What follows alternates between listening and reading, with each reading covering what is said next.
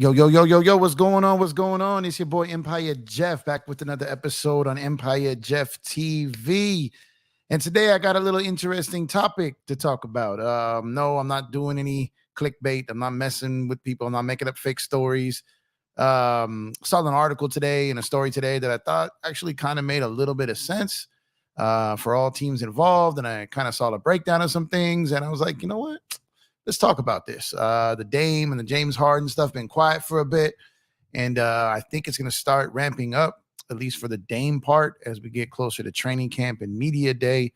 So I think we might be a couple of weeks at maximum away before we see perhaps Dame's time ending in Portland. So I'm excited for that. And let's see if that comes to tuition. But thank y'all for pulling up. Let's see who's in the building so far. Let's see.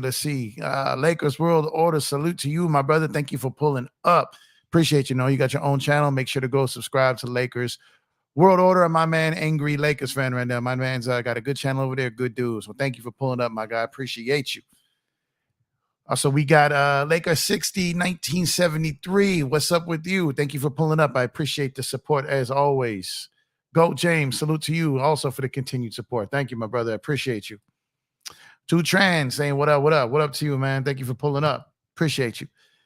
Let's go, Empire Jeff. NBA season is almost here, so happy, can't wait. Go Lakers. Giovanni, I cannot wait either. I think I speak for everyone when we're super excited about the upcoming season, like a preseason, media day, training camp, like off days to do episodes. Like, I'm excited for everything. I'm really excited for this season. Really looking forward to it. Can't wait.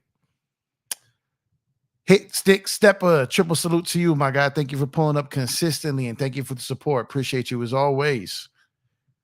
Likewise, Angry, likewise. I also thought Philly was a sleeper from Dame to be traded to. Yeah, we're going to get into that. Definitely going to get into that. So, just give it a minute or so. Let's see if people are going to, pull up. I don't want someone to miss the beginning of this. To Tran, perfect timing. Just put my shorty to bed. Hey, perfect timing. Now we get to chill up here and talk some basketball. Thank you for pulling up. Appreciate you. Yeah. What up, Angry? Black Mamba 72. What's good, Jeff? Man, I can't wait until the season starts. 24 more, bro. Yeah, Black Mamba, I'm right there with you. We all right there with you. Let me get a one in the chat if everyone is excited for this Lakers season. Come on, chat. Let's contribute early because I think the Lakers have a great chance to win a chip this year. We've got a great chance for some blockbuster trades coming up with other teams. We got the in-season tournament. They started promoting that heavy today. They tripping on those prices, though. They got a lot of things happening right now. Leading up to the season. We got that player participation rule that we talked about last night. We got the new CBA. We got all kinds of trades probably about to happen this season. It is about to be crazy this year, and I cannot wait. All right, there we go. One in the chat. Thank you. Appreciate you. Salute to you, Blue Magic. Thank you for pulling up. Shout out to the Lakers Fast Break chat. Shout out to the Lakers Fast Break channel. And shout out to the gentleman of Lakers Fast Break. I was on there for a bit last night. As soon as I left my stream, I went over there to show support to them because they always support me. So I had to pull up. So make sure to give them a check. Yeah, a lot of ones in the chat here. Good. That's what I want to see. That's what I want to see. Definitely want to see everyone excited for this season for sure. All these ones. There we go. Problem Child, thank you for pulling up. Appreciate you. Thank you for the support. What do you think Morey lied to Harden about? I think it pretty much came out that he pretty much said, from the rumors were that he told them that if you opt back in, we'll trade you. And I don't think he lied. I think he intended to do it, but the Clippers felt they have the leverage there, and they didn't really up their offer, and they didn't really give an offer to Philly that Philly would consider. I think Philly would trade James Harden this second if an offer came their way that they liked. So I wouldn't think he lied. He said, opt in and we'll work to trade you. He opted in. They worked to trade him. The Clippers lowballed them. There really was no other market right now. And that's kind of where we stand. And then James Harden, went out to China, threw a tantrum, and has been throwing tantrums. And now it's making it harder for Daryl Morey to move him. So, but if you pay attention to how Daryl Morey handled that Ben Simmons situation, you see that dude's willing to wait. He's not tripping on that too much. Hey, NGB, Mrs. Angie B, nice to see you. Empire Jeff TV's own Angie B, capologist in the chat. She on point, had to correct me because I was fumbling yesterday. Thank you again for that. You would have had your boy out here for 2 weeks looking crazy. So thank you for that. All right, all right, all right. We're gonna get into this right now. Let me see. Deep Purple. I actually thought the Harden fine was unjustified. Players should be allowed to speak their minds. Um, yeah, I mean, I guess there's a give and take with that. I mean, a lot of jobs you really can't go out and bash your bosses or employers and stuff like that, especially when they're not doing the same. So, and the way that he went about it, like, and then saying he wouldn't be part of an organization. So he wasn't just bashing him; he was basically telling Philly and the NBA that he will never play for Philly again, even though he's under contract. So I get why he got fined. I get where you're coming from. Players speak their mind, but I think there's got to be a fine line on both sides. If a GM came out and said that man will never play for my team again while he was still on the roster, that GM will get fined too. So I get what you're coming. I get where you're coming from, though. Angie. Okay. So let's go ahead and we couple minutes into this now. So let's go ahead and talk about this article that popped up today. So on ESPN, an article that came out today, and it had basically Bobby Marks, punk ass Tim Bontemps, and a couple of other guys at ESPN. And it was on ESPN Plus, really. And I subscribed to that. So I got the article, I read it. And first thing I looked at when I was going through that is clearly they still believe that the best trade package for Dame is Miami. They still think that's the best package. They still think that's what's going to happen because that's what's on the table, right? So 1 second here. Tears of Joy. I'm getting with DTLF on that. Me and Dan are going to drop that very, very soon. I know. I'm sorry. I know I've teased it a couple times. I want to do that show with Dan because when I was on a live with him, he was like, I want to do this. He said he couldn't wait to see that video. I told him let's do it together. He said, yeah. So I'm just lining that up. But I got you. I promise. I'm not just saying that for no reason. It's just scheduling. I'm gonna get that going soon, though. I promise. But anyway, so back to the point of these trades, and they were talking about, and they still think it's going to be Miami because they feel that's the best offer on the table because a lot of other teams aren't really making strong offers because of all the things being leaked about Dame not wanting to go anywhere else and threatening to sit out and yada, yada, yada. That's why Adam Silver came out and said it's unfortunate, but it's died down. And then immediately after that part leaked again. So I expect for him to check them again in that scenario because Dame is, trying to force his way there. But I think he could still end up there. But we'll get into those Dame proposals in a second. But I really want to touch on the one that could happen to where these two guys get traded for each other, which I thought was pretty crazy. So the one that we saw that was leaked out there was, first of all, let me tell you that. Well, actually, you know what? I'm going to save that one for the end. Let me save that one for the end here real quick. So the Dame Lillard ones that they're basically saying is that Miami has the best package. And they're saying that this package should be able to get it done because there's no trade out there that Utah got for Rudy. There's no trade out there that Brooklyn got for Kevin Durant. Like, it's not going to be as bad as the Bradley Beal one because he had a no trade clause, but they're looking for somewhere like in between those trades is what they're really looking and hoping for. Through the wire, thank you for pulling up. I appreciate you. Harden isn't a winning player. Time for Harden to embrace the 6-man role again. That would be crazy. I don't think he's a winning player, but I doubt he's going to 6. Dane should have gone back home to the Bay. No, I get you. So let's tap in on this article. So the article states that the best deal, they think the best deal that Portland could get for Dame is through Miami. That would include Tyler Hero, Kyle Lowry, Jaime Jaquez Jr., and Nikola Jovic, and draft picks, providing Portland with young talent, players, and future. They would say 2 unprotected firsts and 2 first-round pick swaps. So it would be 2 protected first, 2 pick swaps, and once again, Tyler Hero, Kyle Lowry, Jaime Jaquez Jr., and Nikola Jovic. Now, what do y'all think? They're saying that ESPN is saying that is the best deal out there for Dame. What do you guys think about that? Let me get a 1 in the chat if you think that's a fair trade. Let me get a 2 in the chat if you're like, hell no. So 1 in the chat if that's fair trade for Portland, if that's fair value, and 2 if they need to keep it pushing and look somewhere else.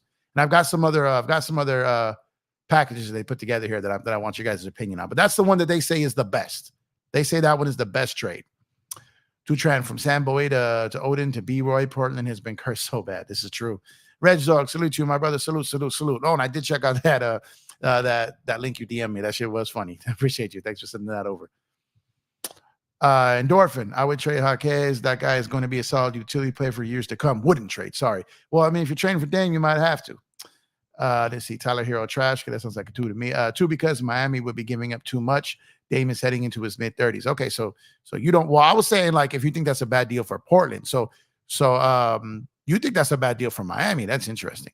Let's see here. Tim Green. Jeff, that's so stupid. I mean, the trade. I mean, if that's what you're talking about. Yeah, that's what I'm saying. I mean, I'm just saying what's being put out there. Miami would lose a lot of depth. Magic is a fool. Yeah, Magic is. If I was Portland, I'd rather. Okay, let's get to that. So it sounds like that's what they have the best trade being. That's what they're saying. Okay, so now they're saying that the other trade for this would be if Dame goes to New Orleans, and Dame would go to New Orleans along with Nurkic. And Nurkic would also go to Miami in that trade, by the way. So it'd be Dame and Nurkic for all those players I mentioned. So New Orleans would send Dame and Nurkic for Zion, Dyson Daniels, Kira Lewis, and Najee Marshall.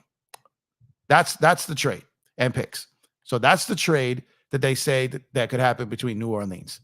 Now I don't know like how high Portland is on Zion, and is he going to be healthy? And so that's a trade that's interesting. Dame screwed over Portland with trade options by waiting so long, and after the trade deadline to request a trade. I agree with you, Condor, and thank you for pulling up. I appreciate the support. So once again, they say that trade. Let me get to the further details here. And this one is the Blazers would get so Zion Williams, Dyson Daniels, Kira Lewis Jr., Larry Nance Jr., and Najee Marshall. Portland would get. Sorry about that. So that's what they would get. And I don't know. Like that one isn't like you get Zion. Okay, you get Larry Nance back. But outside of that, like I don't know if that's too enticing for them. What do you guys think of that trade? Lifted. Thank you for pulling up. Appreciate the support. Thank you. Send Dame to San Antonio to ball up with Wemby, right? I mean, that would be pretty crazy. You got a 2 in the chat. Don't like it. I want Dame with Giannis, but who knows? I wouldn't mind that either, actually. I mentioned I just don't think he wants to go to Milwaukee. Dame isn't interested in winning. His trade request was like 5 years overdue. Sky Dweller, thank you for pulling up. I appreciate the support, and I also agree with you. Dame waited till he got all the money, all his personal accolades, waited till Portland can pay him no more, and now he wants to dip out. So I think that kind of sucks, no doubt about it. And so that is the potential trade to New Orleans. The other one they say is kind of like the Spurs Kawhi trade to Toronto, and they're listing that Kawhi, that Dame could potentially be traded to Toronto. Portland would get OG Anunoby, Chris Boucher, Thaddeus Young, Grady Dick, and 2 first-round picks. So once again, Dame traded to Toronto for OG, Chris Boucher, Thad Young, and Grady Dick, and 2 first-round picks. So what do you guys think of that? Is that a trade you guys would consider? Or was that a trade that you think, or is this like Portland's got to come to the realization they're not going to get a haul for Dame. They're just really not going to get it. Jeff, I don't care about the Heat. I'm a Laker fan for I know, I get it. We're going to talk plenty of Lakers. I just want to go over this because this article came out and I thought it was interesting. But I definitely agree with you. We'll talk plenty of Lakers tonight. So that's that other one, right? And then they have the other trade here. And this is the one that I think is really interesting. This is absolutely the one I think is interesting. And I think this is one that potentially maybe they get traded for each other. And that one, like I've always wondered about that, but I knew that Portland had no interest in Harden. So it wouldn't be Portland sending Dame to Philly for Harden. That wouldn't work. Like I just don't see that happening. I don't see Portland having any interest there. I see Philly having interest in Dame, but it seems to be the holdup here. It would be a 4-team deal it would basically be actually this one actually be a 3-team deal. So this one would be between Philly, Portland, and the Clippers. But it would come down to 2 things that are important to make this deal happen. And these are probably the 2 things that would hold it up. And if these 2 things were offered, this deal probably would happen. So the 2 things holding up this deal would be the Clippers willing to trade Terance Mann and Philly willing to trade Tyrese Maxey. That would hold up this deal. If Philly would agree to move Maxey, and if the Clippers were to agree to move Terance Mann, the deal would look like this. Philly would get Damian Lillard, Terance Mann, Norman Powell, and Robert Covington. That's what Philly would get. Portland would get Furkan Korkman, Tyrese Maxey, Jaden Springer, Nicholas Batum, Amir Coffey, Marcus Morris Jr., 2028 and 2029 first-round picks from the Clippers. And the Clippers get James Harden and Tobias Harris. So that's an interesting trade that I think kind of works for all teams. Portland gets a young player in Maxey. They get 2 first-round picks from the Clippers, 28 and 30. Philly gets Dame, Terance Mann, Norman Powell, and Covington. Like, what y'all think about that deal? I mean, I think that's a trade that could work for all 3 teams involved. Bloodhound, what's going on? Thank you for pulling up. Miami has nothing Portland wants. I hear you. That's a win for Portland, that Toronto trade scenario. So that's interesting. So you like the Toronto one. I'm thinking that three team one is interesting, man. Like, if the Clippers would give up Terance Mann, who they're gonna have to re-sign in 2025, and he's gonna get a pretty decent raise. And you get Harden, you get Tobias Harris. They're both free agents at the end of the year. Philly gets Dame, Terance Mann, Norman Powell, Covington. The Clippers get Harden and Tobias. And Portland gets Furkan, Tyrese Maxey, Jaden Springer, Nicholas Batum, Amir Coffey, Marcus Morris, 2028 and 2030 first-round pick from the Clippers. So what do y'all think about that trade? I think that one's crazy right there. I don't think Philly not going to trade Maxey in any package for Dame. No, I hear you. I'm just trying to see. What's up, Bloodhound? That is Kid Cool Deal. I would love for the Clippers to shoot themselves in the foot with that one. Yeah, I know those 2 picks going out of there, and they gave up all those picks for Paul George, and then give those other 2 picks out. So yeah, so those are the trade packages that were listed and linked to that. So that is a scenario where we could potentially see. And what they're saying is they don't think that Clippers want to give up Mann, and they don't think Philly wants to give up Maxey. But if it comes to it, and those teams agree to that this deal has a strong chance of being agreed to, if that offer is made. So I don't know if the offer is going to be made. I'm not saying the trade is going to happen. But in a scenario where those 2 teams bend on those 2 things, we could see a trade where Harden and Dame are involved in the same trade, which I think would be interesting. And there'd be a lot of moving parts, and interesting to see what comes out of those moving parts, who gets waived going to Portland and, bought out, and it comes out of there. So when I saw that article, when I saw that 3-team trade, I saw it as possible. I really do see it as possible. If you're Philly and you're facing going into the season with keeping James Harden, who does not want to play, right? And you got Joel Embiid, who's being patient for now. Do you think he wants to wait till the trade deadline to get some help over there? And what if they don't trade him by the trade deadline? You think he wants to finish the season with no help over there? You get a chance to get Dame if you have Dame and Joel, probably the next 2 or 3 years of Dame playing at a pretty decent high level. I know that money is high and crazy, but you're also getting off Tobias Harris and Harden's deal. You're adding more depth. That Norman Powell would fit great over there. Terance Mann would be great over there. And then you get Dame. So if you're Philly, you might really have to consider that deal. So if you're the Clippers, I think that's steep, giving up those 2 first-round picks. But being that you're dumping salary with Morris and Covington, and they don't want to give up Mann. And you're moving Powell, but you're still giving up 2 first-round picks. You're essentially giving up a pick for each of Harden and Tobias Harris. So that is interesting. But again, if you start going into the season and Clippers really haven't made any major moves, Philly is stuck with Harden as they get closer to training camp and nothing materializes out there for the Clippers to do. Maybe they come off that. Maybe they come off that stance of not wanting to move Terance Mann. That's just interesting to me. Clippers parlaying their future for a forever disgruntled Harden would be so laughable. Do it. Yeah, no, I agree with you. I'm kind of hoping for it, to be honest with you. But I don't know if it will happen. But to be honest with you, like I said, I think there's a world where it could. I really do. Because these are unique circumstances. Dame and Harden both have a trade request. It is the same request, but it is not the same situation.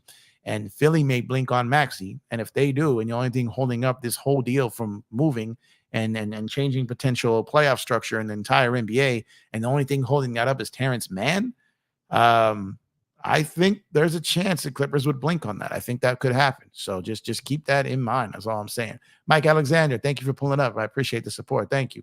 Another sleeper team for Dame to be traded to is the Knicks. They have a lot of trade assets. Yeah, they do. But I think the Knicks are holding out for probably someone a little bit younger. They're holding out for like Embiid. They're holding out for potentially Giannis.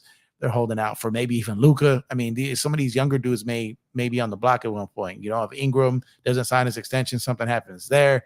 So there's guys out there that they're sitting back and waiting on and are like and thinking about like Trae Young. Like there are guys out there I think the Knicks would rather have other than Dame, just for the simple fact of Dame's age and contract. So I think the Knicks will be aggressive and will be active. I just don't think Dame or Harden is their guy. Jonathan Neely, salute to you. I appreciate you pulling up. Thank you for the support. Thank you. But so you guys don't like any of those trades. I'm not necessarily a huge fan of any of those trades, but if those are the 4 best trades on the table and the 4 like likely one of those 4 to come out, with Miami being the most likely scenario, with that Miami deal, do you guys think that's enough? I mean, that's a lot. I don't care about the slipper. The Lakers own Los Angeles. They do. They absolutely own Los Angeles. It's a known fact. Who ended up winning that? I know Philly and Minnesota before I came on. I know that game wasn't over. I don't know what happened in that game. Anyone know the outcome of that game? But yeah, so other than that, I just want to go over the topic of that. I want to talk about those trades. You guys can, we can go over whatever Laker related, topics, in-season tournament, whatever you guys want to talk about. But I just thought that article was interesting, the way they broke that down and the way they seem to think of that 3-team trade is possible. I don't know if it really is. I don't know. But I think that the way they aligned that deal, I thought it was interesting. The Eagles, gotcha.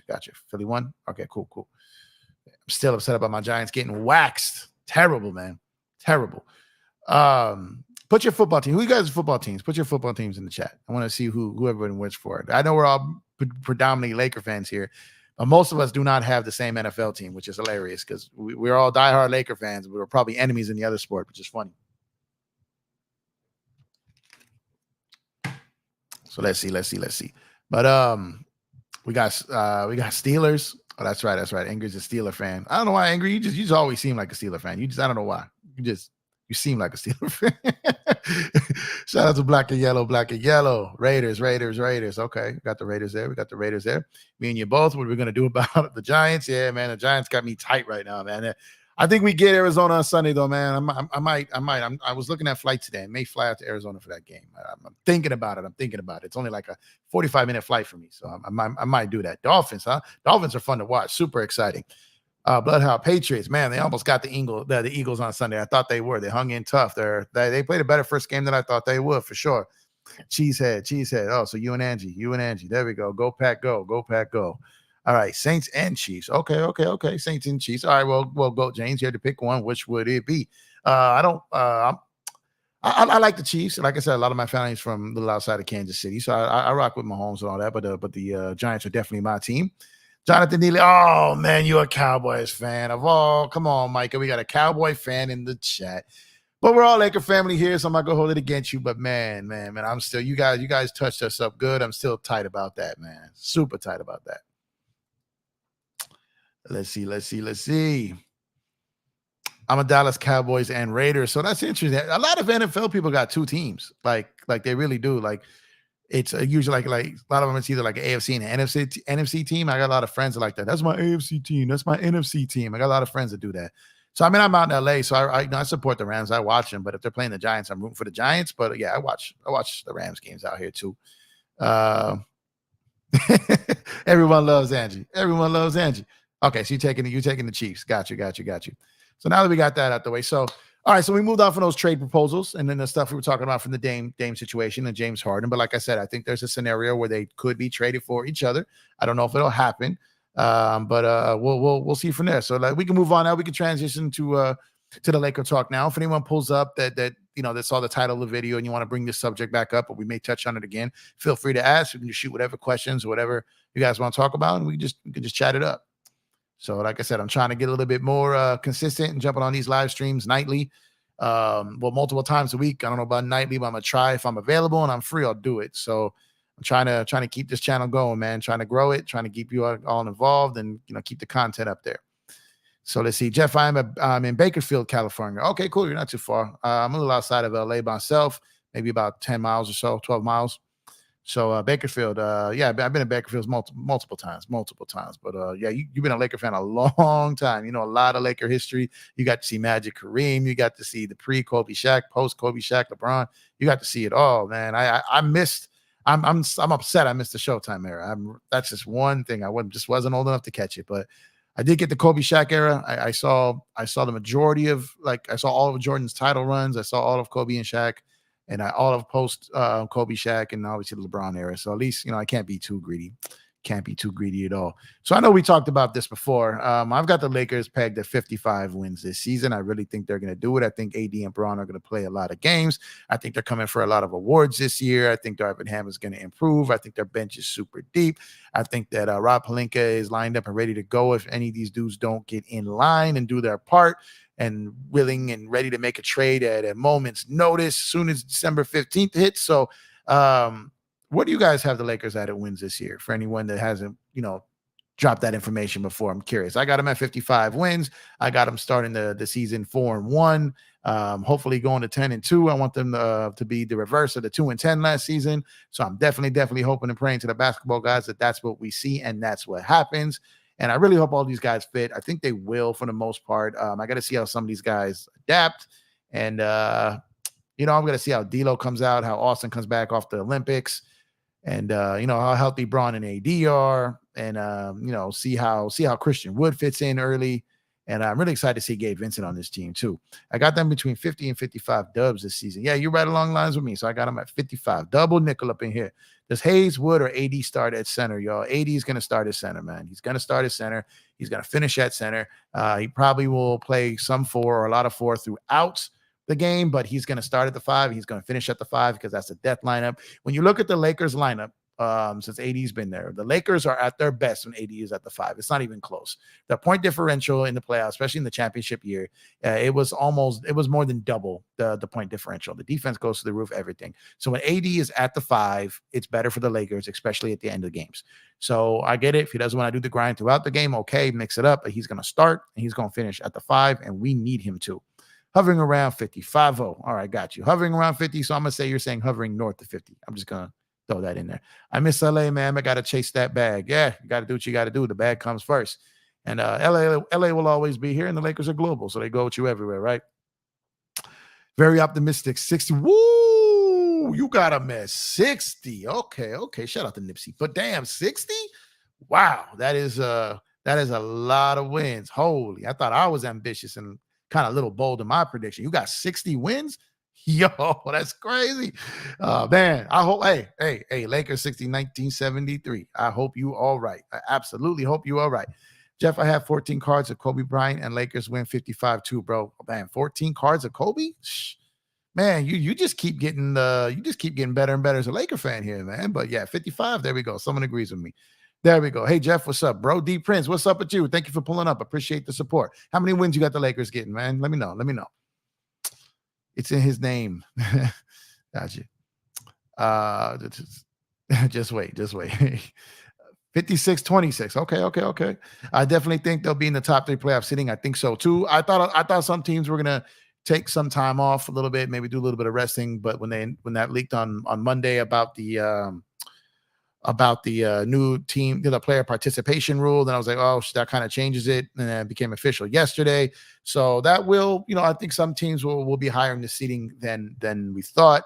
But I still think the Lakers, if they're getting 55 wins, I think that definitely gets them a top 3 seed. I think they actually finish in the top 2. I think Denver may take a dip because they may not chase the number 1 seed because they got a little confidence and feel they can win anywhere. So the Lakers have a chance. Jonathan, 47 wins. Okay, so a little light, but hey, that's your opinion. I respect it. But 47, that's interesting. The West is stacked. They're absolutely stacked. Absolutely. The East is trash. The West is stacked. 49-54. Okay. That's better than the 47. That's better than the 47. Between 49 and 54 wins. Okay. So between 49, we're going to call that 52 and a half. We're going to round that up to 53, and you're in line with us. There we go, Micah. So, okay. So everyone thinks, man, everyone is predicting a really strong season for the Lakers. That's what I'm talking about. There's such a difference between this summer and last summer, right? When we were going into the season last summer, I know we made some trades. We got the Pat Bev thing. That was weird. We did some things, and we're like, okay, this is going to be better. Darvin Ham is here. He's working with Russ. All the right things were said. And but it just still didn't feel right. Like, it didn't feel right. We pretty much knew a trade was probably coming throughout the year. And but going into this summer and going into this season, it's exciting again. I I just cannot wait for anything. I just can't wait for anything. I want everything. Like I want everything from the media day to training camp to preseason to even post game preseason. I'm so excited for this year. I can't wait. And it's like Christmas Eve for me over here, just waiting for this. I'm okay with 50-32 record just so long as we beat the Flippers, Celtics, Golden State, and the Suns. Yeah, I'm cool with you on that. But I think we're going to need a little bit more than 50 wins to be a top 2 seed. So that's why I said I'm a little ambitious, might be a little greedy with my win prediction, but I hope so. Bloodhound, 43-45 wins. So Bloodhound, you think there's going to be a lot of injuries then? How are people out? Because if Braun and AD, I think the only way they have that record is if Braun and AD don't play a lot of games, in my opinion. That's what I think. So is that your train of thought? Top of the West will be close together. Yeah, I don't know. Well, I kind of think the first couple might have separation between 4 through 10. I think 1, 2, and 3 will be the people who probably take the season a little bit more serious and create separation. But I think 4 through 10 will be tight. I definitely do. Goat James said 50 wins, 50 wins. Okay. All right. Also want revenge on the Nuggets, by the way. Yeah, that's true. We all want that. We all definitely want that.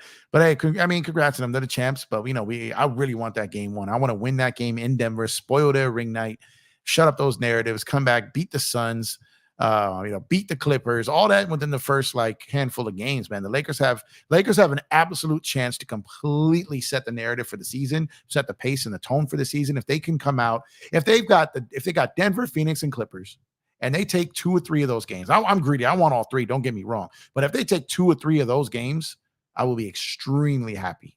And I think this is the year we're going to get the Clippers. We got the wings. We got some depth. I think this is the year that we're going to shut them up finally. As long as we are top 5 in the seeding. Yeah. I'd prefer top 4 for home court advantage, but and top 3 for home court in the second round. But home court in the first round. But I don't know. I think if they get 55 wins, they got an excellent chance of being a top 2 seed. And that's what I'm really, really hoping for, because I would like them to have more home games. Role players play better at home. And that just means that their defense is probably going to be pretty good. Their offense is good. And Darvin has had a strong year. And that means LeBron and AD have probably played a lot of games. So I think all you kind of mix that all together, and that's how you get the 55 wins. So the 55 wins, when you reverse engineer that by subconsciously hoping that all that happens, that's what it is. So I'm hoping all these guys are going to play. And that's what I'm hoping for. I want Christian Wood to yam on the Nuggets, 24 points, 8 boards, 2 balls, 2 assists. Talk about 2 blocks. Gotcha. I picked up on you. I would love to see that, but I don't care if he gets 5 points as long as we get the win. But yeah, I would like to see him. I would like to see the Lakers addition step in there and really match Denver's depth with their own. I know Denver has lost some players, so their depth at times is going to be a little bit, problematic. No Bruce Brown there. So the Lakers, I think, ring nights. It used to be a trend that they pretty much always almost lost. Pretty much teams always lost ring night. That narrative has changed a bit of late, but I would love to restart that trend over of people losing on ring night and the Lakers going in there and beating Denver. And like I said, coming back, knocking out Phoenix and the Clippers later on. And that would be amazing if we can just slay all those narratives out the gate. That's what I'm hoping for. But let's see. Who do you guys have? Give me the list. Put in the chat who you think finishes with the top 4 seeds in the West. You don't got to put them where you finish. Who the 1st through 4th in the West. Let's see where you guys think these guys land. Let me know you finish as 1st, 2nd, 3rd, and 4th in the Western Conference, and put them in an order that you think they're going to finish. I know injuries, trades, all this can alter this. So this isn't, no one's being held to this. But let me see what you guys think. Western standings, 1 through 4 seed. Who do you think holds down the 1 through 4 seed in the West? I'm interested to see what you guys think of that. Tim says, Jeff, the chicken nugget, they did not deserve the championship joke. I said was go home. Yeah, he was he wanted to get out of there, man. He definitely wanted to get out of there. He wanted to go home, man. Really want Reddish to shine on our team. I want the kid to get back on track in his career. I want him to shine too. I would love for everyone to shine. I just don't know if the minutes are going to be there for him. They're really high on Max Christie. They want to give him a chance. So I don't know how many minutes he's going to get. That's tough to call, Jeff. Yeah, I know it is, but I'll put mine. I'm going to go, man, I'm telling you, I'm really ambitious here. I'm going to go Lakers 1. All right. I'm going to go Lakers 1. I'm going to go Kings 2 because I think they're going to improve and take the regular season seriously. I'm going to say Denver 3rd, and I'm going to say Phoenix 4th. only because I think Phoenix will have people resting. I think Denver will, not have their gas on, put their foot on the gas the entire time because they want a chip. I think they want to conserve some energy. I think the Lakers are going to take it serious and really try to come for that top spot. And I think that Sacramento is going to want to improve on the last season and bring the energy with their pace, the way they score the ball, their energy. I can see them having a strong start to the season and then ride that out. You got the Lakers in the third seed. Okay, got you. Top four in the West: 1 Nuggets, 2 Suns, 3 Lakers, 4 Kings. Okay, so different. Our same 4 the same. You just got them shifted a little different. I get you. Nuggets, Lake Show, Suns, Grizz. Okay, I was thinking about the Grizzlies. I just don't know how they're going to be without Ja for 25 games. They got to work Marcus Smart in there, Derrick Rose. They got to work some pieces in there, and Desmond Bane continues to improve. I can see that. Triple J. They got Adams back, so I can see it. But 25 games without Ja to start, and that doesn't count any injuries later or any further suspensions. So Memphis, I actually have potentially sliding a little bit from last year just because of all those things I mentioned and all those different variables. So I don't really know what to expect from them. I don't know what they're going to do. But we're going to have to wait to see on that. So let's see here. So if you got 1 through 4 figured out, let's see. Who do you guys see as I only see 2 contenders in the East. Really, I only really do. For me, the contenders in the East are Boston and Milwaukee. Milwaukee's on thin ice. Miami obviously will get to the playoffs and they can cause havoc, but just because you make it to the finals, I don't think you're a contender. I think they have no chance at winning it as currently constructed. If they get Dame, maybe a little bit, but I still don't think they're a contender with Dame. I just don't. Like they're going to give up, what they got to give up, and they don't have a lot of ways to make any other roster changes. Dame does get hurt a lot, so I still don't necessarily know if they're a contender with him. That may sound crazy, but I just don't. Miami, when they're kind of defined by Jimmy and the way he goes about it, kind of makes them different. Putting Dame there could alter that slightly. Grizz could be 5 seed in my opinion. Golden State 6, OKC 7th. Either Timberwolves and Mavs would be 8th. Yeah, OKC I'm really high on. I think they could get as high as 6. I think they could scare the hell out of someone and potentially win a first round matchup if they catch a good matchup in the first round. But I'm really high on that team. I think they're going to be good, and they're going to be fun to watch. I don't think they're sneaking up on anyone anymore. I think they're really good. Boston, Milwaukee, Heat, and New York. Okay, so I got the Knicks going backwards a little bit this year. I got Brooklyn maybe peeping up a little bit. I got Indy getting better out there. But Boston and Milwaukee, yeah. Milwaukee, like I said, they're kind of on thin ice. Boston, they've got to rely on Kristaps Porzingis and his knee staying healthy. That might be a problem, but if he stays healthy, that'll be an interesting front line they got there, and they're going to be big. So we'll see how that does for them. Top East, assuming Dame gets traded to Heat. Okay, 1 Celtics, 2 Bucks, 3 Heat, 4 Cavs, or Pacers. Yo, the Prince, that's a good one. I don't think I disagree with that.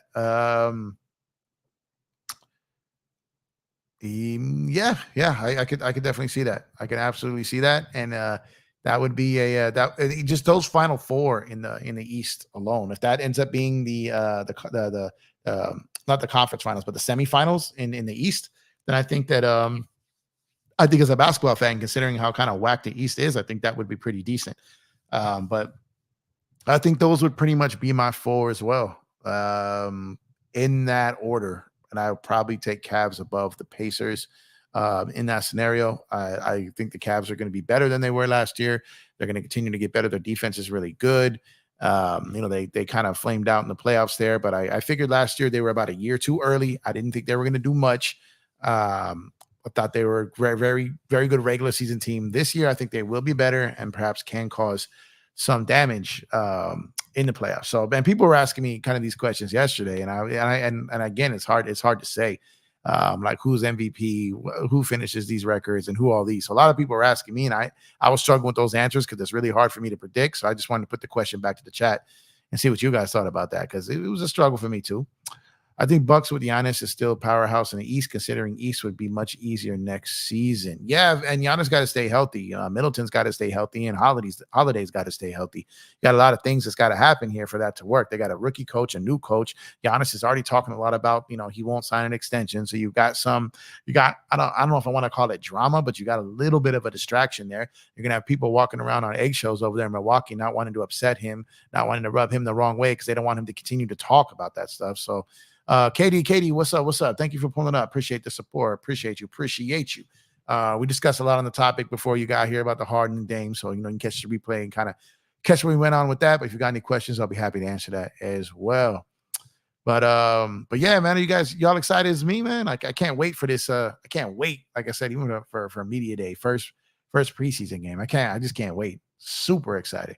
Salute, DJ Lakers of 5. Thank you for pulling up. Appreciate you, brother. Make sure if you haven't already to please like and subscribe to Lakers in 5. Great show over there. Great content creator. That's my dog right there. Shout out to you, DJ. Appreciate you, man. Let's see. So I think the first preseason game, I believe, is October 7th. I think it's October 7th. I can double check, but I think it's October 7th. From what I understand, media day is October 2nd. Training camp starts October 3rd, and the first game is October 7th. My memory serves me correct.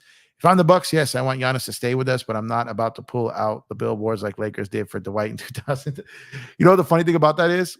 The funny thing about that is that's not real. It wasn't. That was all Photoshop. They were not real billboards. They did not paint the side of the Beverly Hills Hotel. They didn't do any of that. That was all just graphic designers. That never happened. It never happened.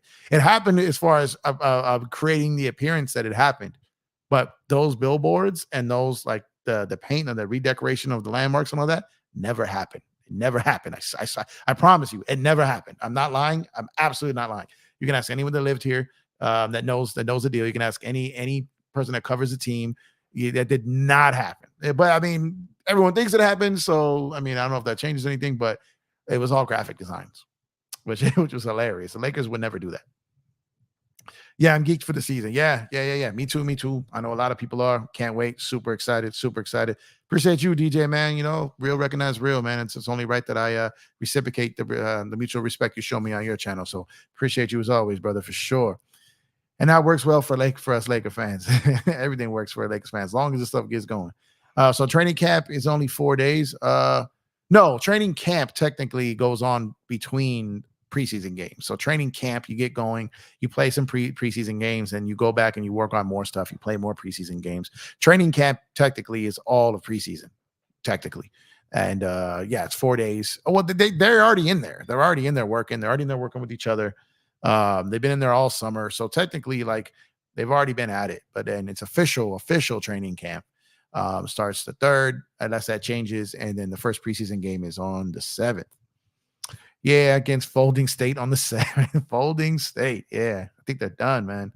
Oh, wow, it was fake. Yeah, Micah, that wasn't real. That was not real. I'm telling you, it was all Photoshopped. All of that was Photoshopped. That was graphic designers putting in work, and they were so good at it that they made it look real, but it wasn't real. I'm telling you, there's no way the Beverly Hills Hotel would let someone paint Stay D12 on the side of that hotel. Like, it didn't happen. It didn't happen. There's a lot of false narratives out when it comes to the Lakers, but that did not happen. I low-key want Lakers versus Bucks in the finals. Ooh. Yeah, I mean, if I had my choice, I prefer Lakers Celtics. I want to see Lakers Celtics again. But Lakers Bucks in the finals, yeah. I mean, Braun versus Giannis, AD versus Giannis. But if you're a Laker fan that's rooting for Giannis to come to the Lakers, I don't know if you want him touching the finals again. You know what I mean? So I want Milwaukee to struggle, to be honest with you. Man, I stayed in Compton at the time. I thought it was come on, Micah. No, it didn't happen. It didn't happen. Look it up. I'm telling you, it did not happen. You can call the Beverly Hills Hotel right now and ask them if that happened. They're going to tell you no. It did not happen. They did not put that up there. How do you think Porzingis will do in Boston? I think if he's healthy, too, I think if he's healthy, I think he'll have a good season. He had a good season last year. He played more games than he had previous seasons. He played well. He scored north of 20, I think north of 10 rebounds. And he played really well, and he'll be with some really good players over there. I think he will have a good year there as long as he's healthy. But with Porzingis, it's never really been about his skill. It's been about his health. And when he's healthy, he can play. So he's got to stay healthy, and that's what we got to wait to see. You think the Warriors dynasty is done? Yes, I do. I believe that the Warriors dynasty ended when they won it in 2022. I believe that was the end of it. I don't see them returning to another NBA Finals. I'm not even sure I see them returning to a Western Conference Finals, unless there's some kind of huge trade that happens, which I can't foresee one for them. But I do think it's done. And they had a hell of a run. Respect to them, a hell of a run. But all things must end, right? All things pass, and their run has passed. Their dynasty is over.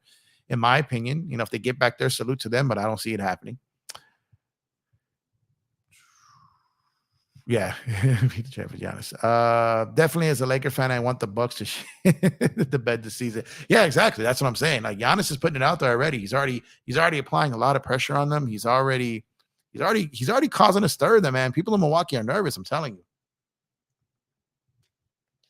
They're really nervous, man. He's never been one to talk about this. He's always been the guy that was like, I won't leave. I don't need to go to LA. I don't need to do any of these things. I don't need to go to these places. But and they say that because and it doesn't make him a liar because he meant it at the time. So he's not a liar. You're as you age, your priorities change. After you get the bag a certain number of times, you want a ring.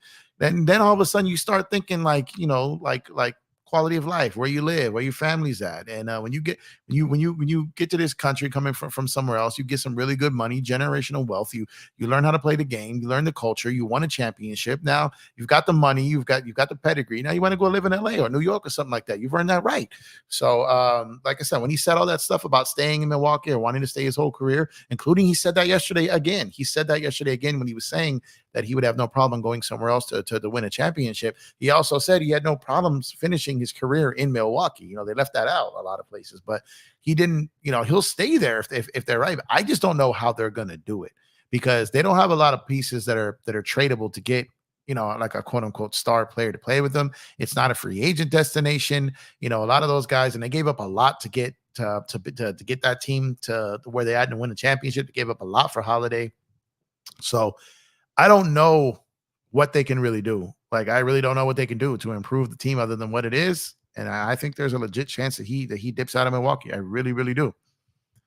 Oh, yeah, I forgot about that, Jeff. True. Buck struggling would make his move to Lakers more likely. Absolutely. That's what I'm saying. If you're a person that wants Giannis as a Laker, then you want Milwaukee to not make the playoffs. You want Milwaukee to lose in the play-in. You want Milwaukee like just having no chance at a title, let alone getting to a title, because anything can happen in the NBA Finals, injuries or something like that. So, we do not want him to win another chip if we want him to be a Laker. That's for sure. And I don't want to hate on the guy. I hate rooting against him. I'm a Laker fan. I want what's best for my Lakers. Giannis tired of that cold weather. Yeah, and that's another thing. That's what I'm saying. It's getting to a point where he's paid his dues there. He got them a chip. He stayed on the first contract. He didn't dip out. And I could see him absolutely leaving for sure. They definitely made the wrong trade with CP3. Kerr said they lost to us because they lacked variety. So they gave up their future in Poole for 38-year-old Chris Paul. Well, I mean, that trade was really about optics. That trade was more about getting rid of Poole than getting Chris Paul. Going into the new CBA next summer where things are going to be harsher. Instead of all that money, now they've got him off the books, and they could still move Chris Paul's deal to get a couple players, down the road for someone around the trade deadline, kind of like Russ. Whoever gets CP3 at the trade deadline would be able to pay him only half of that salary. Someone may take that and offer some contracts that maybe they don't want, or just to get out from under. So I think CP3 may still serve a purpose in Golden State when it comes to just that expiring contract. But as far as him playing with them, I don't know how that's going to work. I especially in a starting lineup, I just don't see that working. Who's going to the bench? I mean, those guys are pretty much all starting to put Looney or Wiggins on the bench. You're not benching Draymond, and Clay and Steph are going to start. So it's going to be Wiggins or Looney, and they were already small, and now they're going to go smaller with that. So I don't know what they're doing if they do that. What it do, Kurt? What it do? What it do? Thank you for pulling up. Salute to you. And thank you for joining the conversation as usual. I appreciate your continued support. AD and the Greek Freak duo was terrifying for the opposing team. Yeah, good luck at any of them seeing the rim ever. Just good luck any of them getting to the rim ever. They're going to only have to take jump shots because they're just not going to be able to get shots off around the rim. Lakers will just eat everything on offensive rebounds. They'll probably lead the league in overall rebounds, block shots, force chain shots, forcing 3 seconds in the key and traveling violations just for indecision. All you got to do is have a halfway decent, competent defensive point guard or wing at the top to just apply perimeter defense. With those guys back there, oh my God, that would be incredible. I really, really hope that happens. But we got a lot of things that could happen before that happens. But I do hope it does. Giannis just doing what Kareem did. Yeah, I mean, think about it. He got the one chip there. He did what he could, and then eventually, like I said, lifestyle would change, and he wants to get out of there. I can absolutely see it happening. Giannis tired of only getting Chick-fil-A in Milwaukee. He wants that in and out. Yeah, for real. Giannis wants that in and out. Who doesn't, man? Good God. That's for y'all don't have in and out. I feel bad for you. I know there's this narrative going around of people hating on their fries now. That just popped up like out of nowhere. But the burgers is what they stand on and what they stand for. And man, that is the best drive-through burger you can get. I'll take that up against anything. I'm not calling it the best burger in the world. I'm saying it's the best drive-through burger you can get. And I'll stand on that. Because that, man. And it's cool. People don't like the fries. I rock with them. I don't love them. I don't hate them. I go there for the burgers. The shakes are fire too, though. 80 and Giannis together. Now you know you're in trouble. Yeah, Compton and Long Beach together. Now you know you're in trouble. No, but yeah, AD and Giannis together. Oh man, that would be that. I mean, I know we talked about it, like the Twin Towers, like with Duncan and Robinson, Olajuwon and Sampson. But it's hard to think of like multiple duos like that could be that dominant defensively, and each of them still give you 50 on any given night. Like that would be just ridiculous. And the fact that the amount of energy each other would allow them to save on defense would only thrive their offense. It would be incredible. Ain't nothing but everything, baby. Yes, sir. Yes, sir. Lakers winning trophies going crazy. Let's go. Too tall, 7 foot is going crazy. Yeah, exactly. Yes, sir. Lake Show is the franchise that pays me.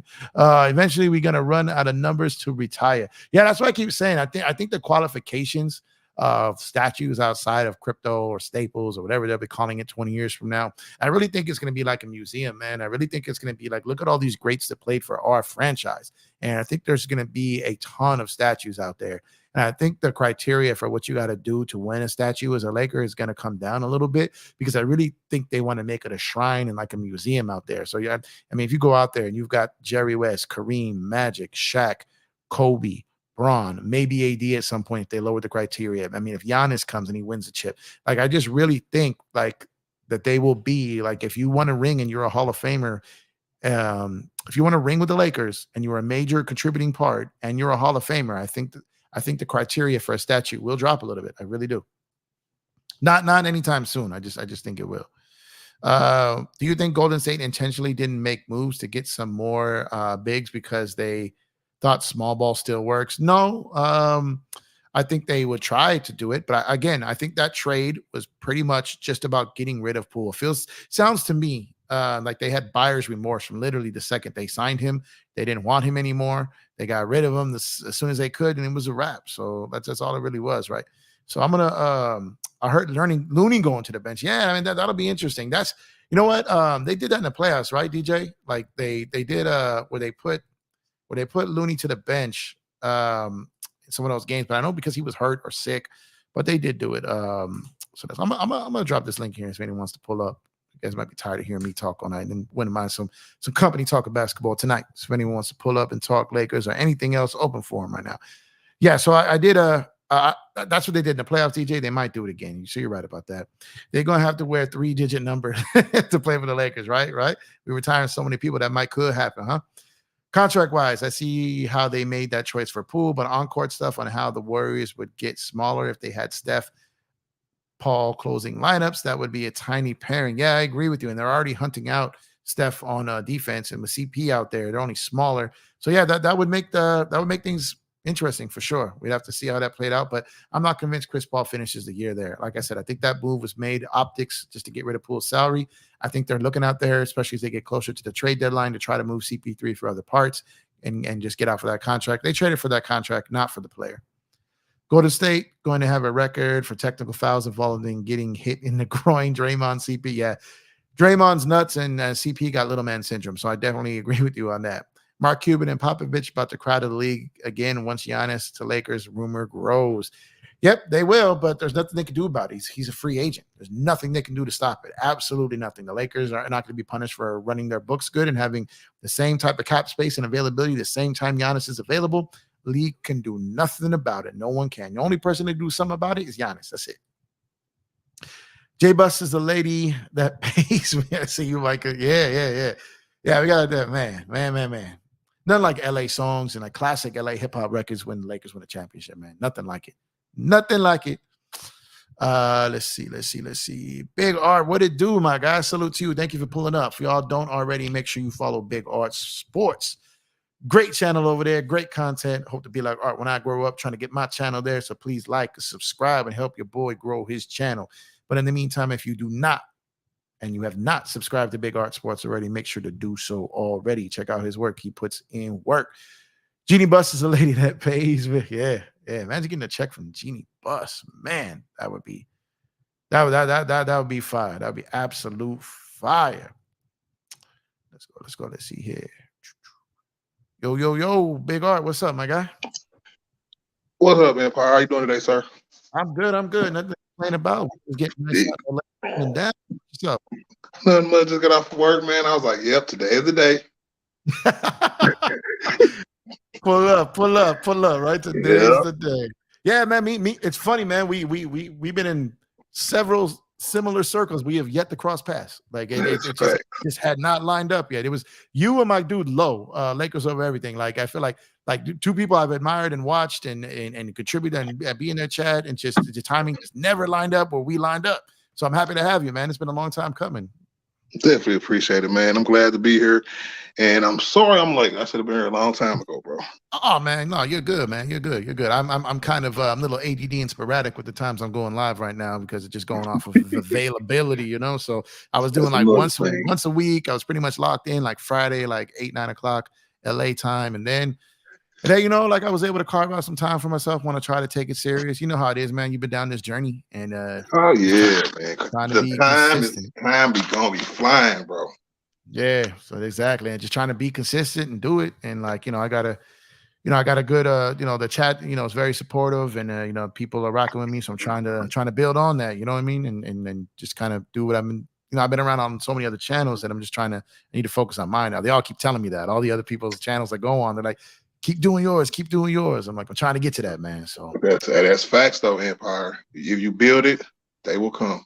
Yeah, and that's what I'm trying to do, man. I'm trying to be the builder up in here. So I want to pick your brain. I want to pick your brain on something, man. At the beginning of the show, we're talking Lakers now, but at the beginning of the show, I was talking about the title of it is technically James Harden and Dame could be traded for each other. ESPN put out an article today with that where it was Bobby Marks, punk ass Bon Temps, and a couple other guys, and they broke down like kind of 4 different scenarios of where they realistic Dame trade options. They still have Miami as the favorite, and they think that's where it's going to go. They really don't think anything else is better than that deal, which I don't agree with, but hey, they're entitled to their opinion. They work in the business. I don't, right? But they threw a 3-team trade out there between Philly, Portland, and the Clippers. And I've always said that if there's a trade where Dame and Harden get traded in the same deal, it wouldn't be necessarily for each other where they swap cities. Like because I think Philly would have interest in Dame, but Harden to Portland makes no sense at all, like none. But Dame to Philly would make sense, like from a basketball standpoint with him and Joel. But the only holdup and the only sticking point in that deal of a potential deal, and the only sticking points would be Philly be willing to give up Maxey and the Clippers willing to give up Terance Mann. And the Clippers in that scenario would end up with James Harden and Tobias Harris. And who would Portland end up with? Portland, let me bring the article back up here. Portland would end up with was that Furkan? Was that Korkmaz, Tyrese Maxey, Jaden Springer, Nicholas Batum, Amir Coffey, Marcus Morris. But this is the kicker: 2028 and 2030 first-round picks from the Clippers with Maxey. That is way better than Miami. And that's what I'm saying. So that's what it is. And Philly would end up. Philly gets this. This makes sense for Philly too. Philly would get Dame, Terance Mann, Norman Powell, and Covington. Now, for a trade like that, both teams would have to be a little bit desperate, a little bit just backs against the wall, not really having no other options, which is pretty much is where they're at now. Yep. All right. So I would definitely look at that trade because it's so much assets that's coming back to you. Yep. Jeez Louise. So, but the play style, Portland, that'll just signify their rebuilding, right? Mm-hmm. The Clippers will always be the Clippers, so that's nothing. But for Philly, Joel Embiid would probably would love that trade. And if I'm Philly, I'm pulling that trigger because it seems like they're gonna try to do something to make Joel Embiid happy. Because he didn't seem too happy with the James Harden situation. Yep. So if these players or these teams can take care of their problems together, then that might be the best way for Dame to get up out of Portland and for Harden to get up out of Philly. Yep. And my thing is I'm sitting back as it gets closer, and if Dame makes this, not Dame, if James Harden makes this more problematic, and I think you hit it on the head. Like they've got to figure out something with Joel, and Joel has gone on record kind of saying he's willing to wait it out right now. So maybe he knows something, right? Or they're buying time with him. But the only thing is, my thing is this: if it gets to a point where Philly does start to get desperate, and that package brings back depth, and they're thinking like, you know what, we've got to do this because we may risk. The Clippers went all in to trade for Paul George because they were getting Paul George and Kawhi. Right. So theoretically, Philly might almost have to go down that train of thought and think like we may have to make this move, not to just get Dame, but it's to get Dame and keep Joel. So I think they may have to look in the mirror at some point and want to know if it's worth losing Joel Embiid over keeping Tyrese Maxey. And my train of thought is if Philly blinks and is willing to offer Maxey, I think that applies the pressure to the Clippers to blink, because the only thing that would hold up that whole deal would be the Clippers and Terance Mann. And I think if that deal is in place and Philly blinks on Maxey, I think the Clippers might fold on that. So I think really it comes down to Philly and Maxey. So you don't think, but the Clippers, do you think they even want James Harden? I think they want him at the right price, which is intriguing to me that they put out those 2 first-round picks. Right. Because it essentially means that they're getting Harden and Tobias for a first pick each, and then filler, really. But if I'm the Clippers, when I'm looking at that, that's expensive with that draft capital. If you were not giving up the picks, then I'm like, okay. But this is them kind of asking around the league and putting together packages that in this scenario, who's giving up the picks? Clippers. Say? Do they even have those picks to give up? They do. They do. Mm-hmm. But it'd so be 28. What do you think about Bomber already having to give up so much? It's like almost doubling back. That's what I'm saying, because you're almost like definition of insanity, right? You're just doubling down on the same thing to try to not admit that you made a mistake. And I don't know a way for them to get out of that. So like, let's see Phoenix, right? Phoenix offers all that. If this stuff doesn't work, you can always move Booker, you can move Beal, and you can move KD, and you can recoup assets, right? Like the Lakers can move, and people think AD's contract is unmovable. I don't believe that. Like there's pieces you could move. Like when you look at around the league, there you can move pieces. The Clippers, I just don't. If they continue to give away more draft picks without really any real value in the players they have because of injuries, like they can't just say, well don't matter. If we move Paul George, we can get 3 picks. If we move Kawhi, we can get 3 picks. I don't think that market's there right now, unless they have a monster season. That's a great scenario, because it's way better than what they talking about with Miami. I think that situation is actually dead. They just ain't told nobody yet. It's probably just more things in the work. What's the percentages you put on Dame showing up to training camp though? Real quick, Chris, my gosh, salute to you, brother. Salute to the graphic god, Chris. Shout out my brother right there. Thanks for pulling up, man. I appreciate your forever support. The percentage on Dame showing up to training camp, that's a tough one, because he went from a guy to bragging about loyal to the soil and not run from the grind to demanding the trade. And if he doesn't show up, if he's not at least professional to show up to training camp, he's still got young dudes over there. He's still on the payroll. He's still got former teammates there. That's a good question, because part of me wants to say he's all in on this trade demand and he's going to apply pressure. But then part of me wants to see, is he going to rely on his principles and still try to show up and go to work? Because if they don't make a trade for him, one thing Dame has proven is he's about his bag and he's about his personal stats. And to sit there and not get paid and not rack up more stats, I don't know if that's in him to do that. So what was that report that came out a couple days ago? He said that he ain't showing up to nobody training camp except his Portland or Miami. Yeah, basically, Sham said if he got traded to like Toronto or something, he just wouldn't show up to camp. Like, well, you kind of have to now. The league is going to be applying pressure on these guys who do that stuff. So, and that was what I was saying. I was saying the other day, I think that was a sign that he's gonna show up to camp. I think he was trying to save face a little bit and saying that, hey, I'm gonna show up 2 places when I really know it's only one. Yeah, no doubt, no doubt. Kareem, shout out my brother Kareem. What's up, Kareem? How you doing, man? Hope you're doing great. We are excited over here for this Laker season. It's upcoming. 23 For those who days. don't, I know you guys all follow Kareem, man. Kareem a legend in these YouTube streets. But if you've been living under a rock and you just barely got on YouTube, well, then go and make sure hit up the Kareem Report, man. Kareem's a killer. Body Bag over there does a fantastic show. That's my guy right there. Shout out to him. Let me see. Let me just check on this chat real quick. Yeah, Kareem. Me and Kareem typically think a lot here. Young Africa, what's up, my guy? Young Pac right there. What's going on? What's going on, brother? Did you just call Young Africa Young Pac? Oh, he Young Pac, man. He hits him up. That's my guy right there. That's Baby Westside, man. That's Baby Westside right there. That's that man. That is Death Row Africa over there, man. I don't know about Tupac. Yeah. That's my guy right there, man. No, his passion when he gets his voice and he gets, when he gets going, yeah, he just be bulldozing people, man. Pull up, Young Africa. Pull up.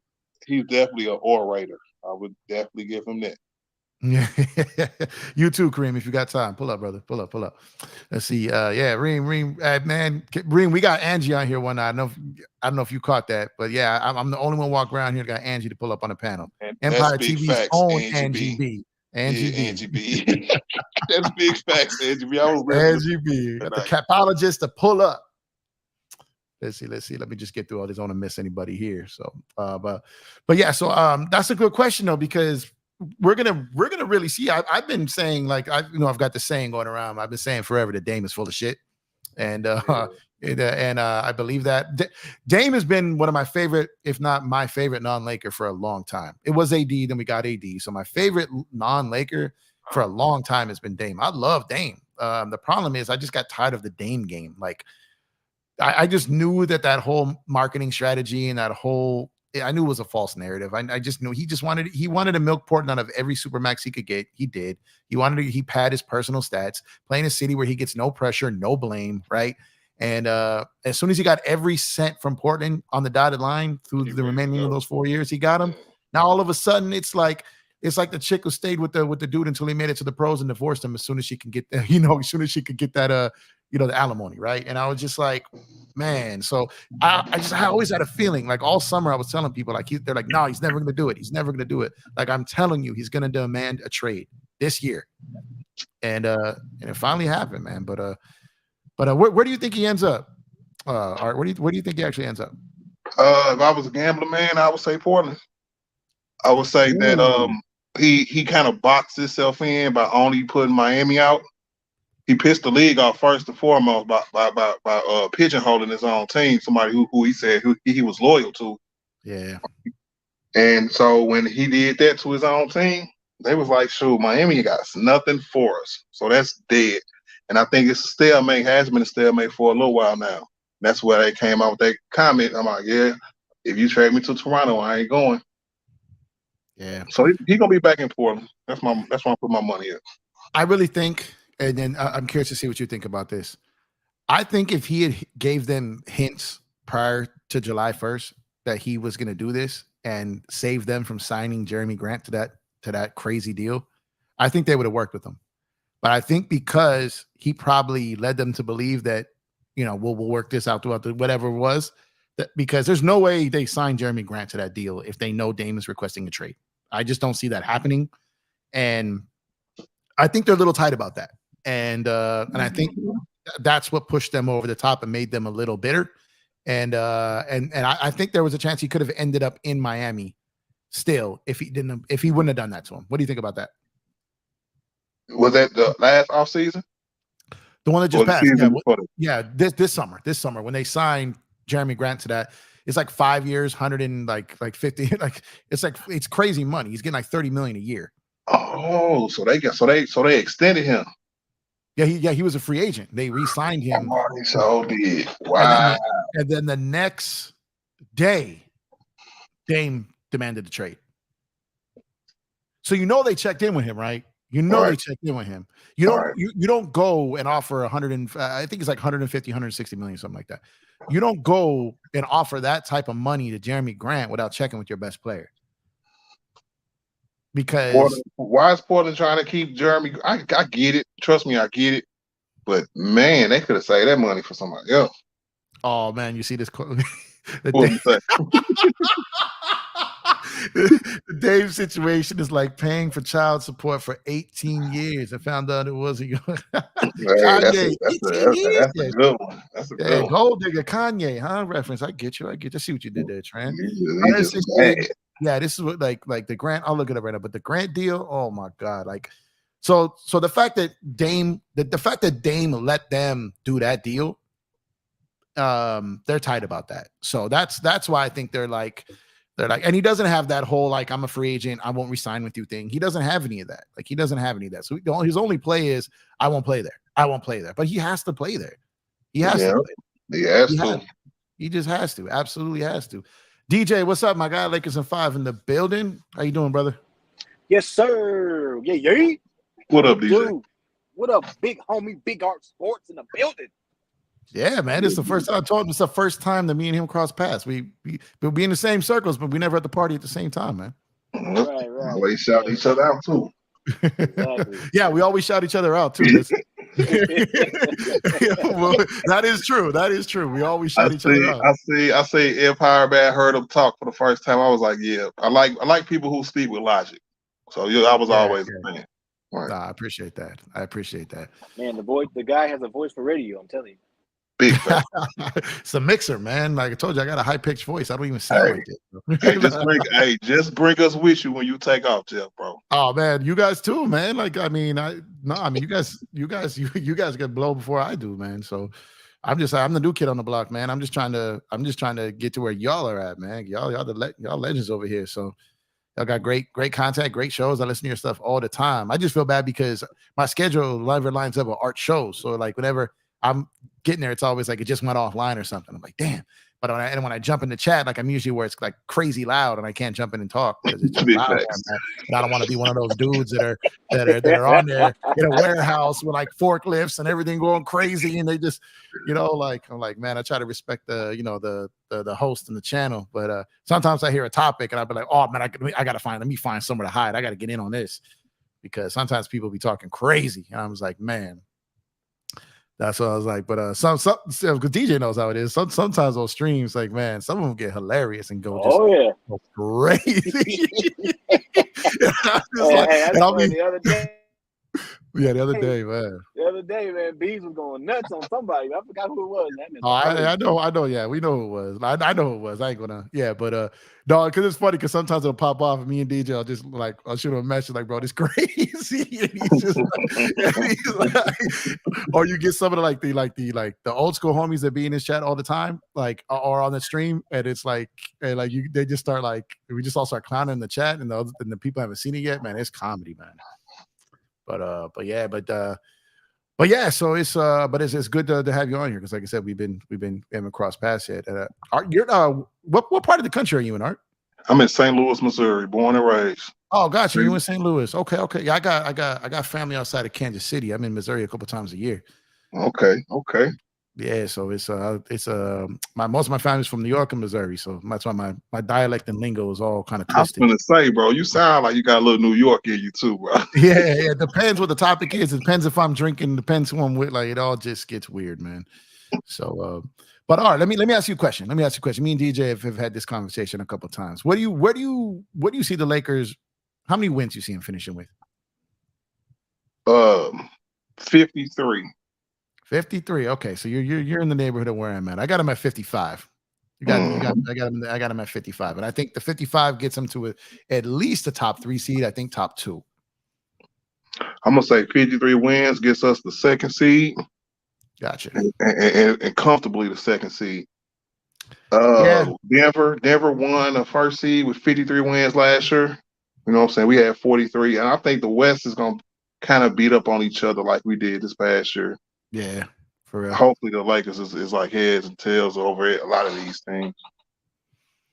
Yeah, I think so. I kind of had a different train of thought prior to Monday of them leaking this new resting policy. I kind of thought like Phoenix, Clippers, maybe even Denver because they got the chip now, and some of these teams like being comfortable being in the 4 through 6 slot again, like we saw last year, right?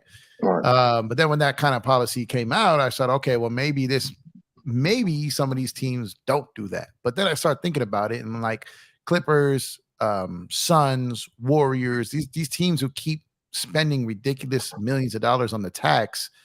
In their mind, they're like, we're spending all this money on the tax just to hope that we get to the playoffs healthy. Why are we going to not spend a few more million for these fines and just stick to that plan, right? I could see those three owners and those three teams still spending a gang of money on these fines to hope that their players are healthy by the time they get to the playoffs. Depend on if they can prove that they injured. Because from how I read it, it's like that the trainer got to prove that they're injured. So if you have an MRI with a strain, that's provable. A lot of these injuries, but say it affects teams to the point where players got to play the whole season, right?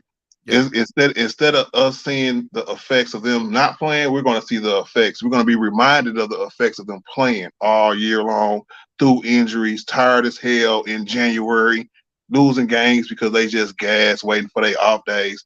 You know, the kind of old school basketball that we kind of grew up with, where niggas played 82 games. Yeah. And if you wanted load management, you blew them out by 30 and you got your rest in the second half, right? Yeah, or you got blew out by 30 and you got your rest in the second half. Yeah. So my thing is this: I think it's you make a good point there, and what part that I think a lot of people aren't talking about that was in there was when they said that the league has their own independent medical examiner and medical team that will be the second opinion. So these team doctors can't be out there lying or making up injuries because the medical license could be on the line if they're making up. You know what I mean? So it could be definitely harmful to some of them. Let me ask you a quick question real quick. Yes, sir. My fault, Africa. What up, Africa? What up, panel? What up? Chilling. So previously, let's just take the Lakers for example, right? After Anthony Davis came back from his injury in January, right? He was resting them back-to-backs, right? So how would that independent examiner view that? That's my question. So my understanding of that would be let's say that he's coming off injury, right? So let's say your job, let's say you injure yourself and you go back to work and they give you like the letter where it says full capacity, limited capacity, things like that, right? So let's say AD's going out there. If you could still have a player who's playing but medically on a minutes restriction.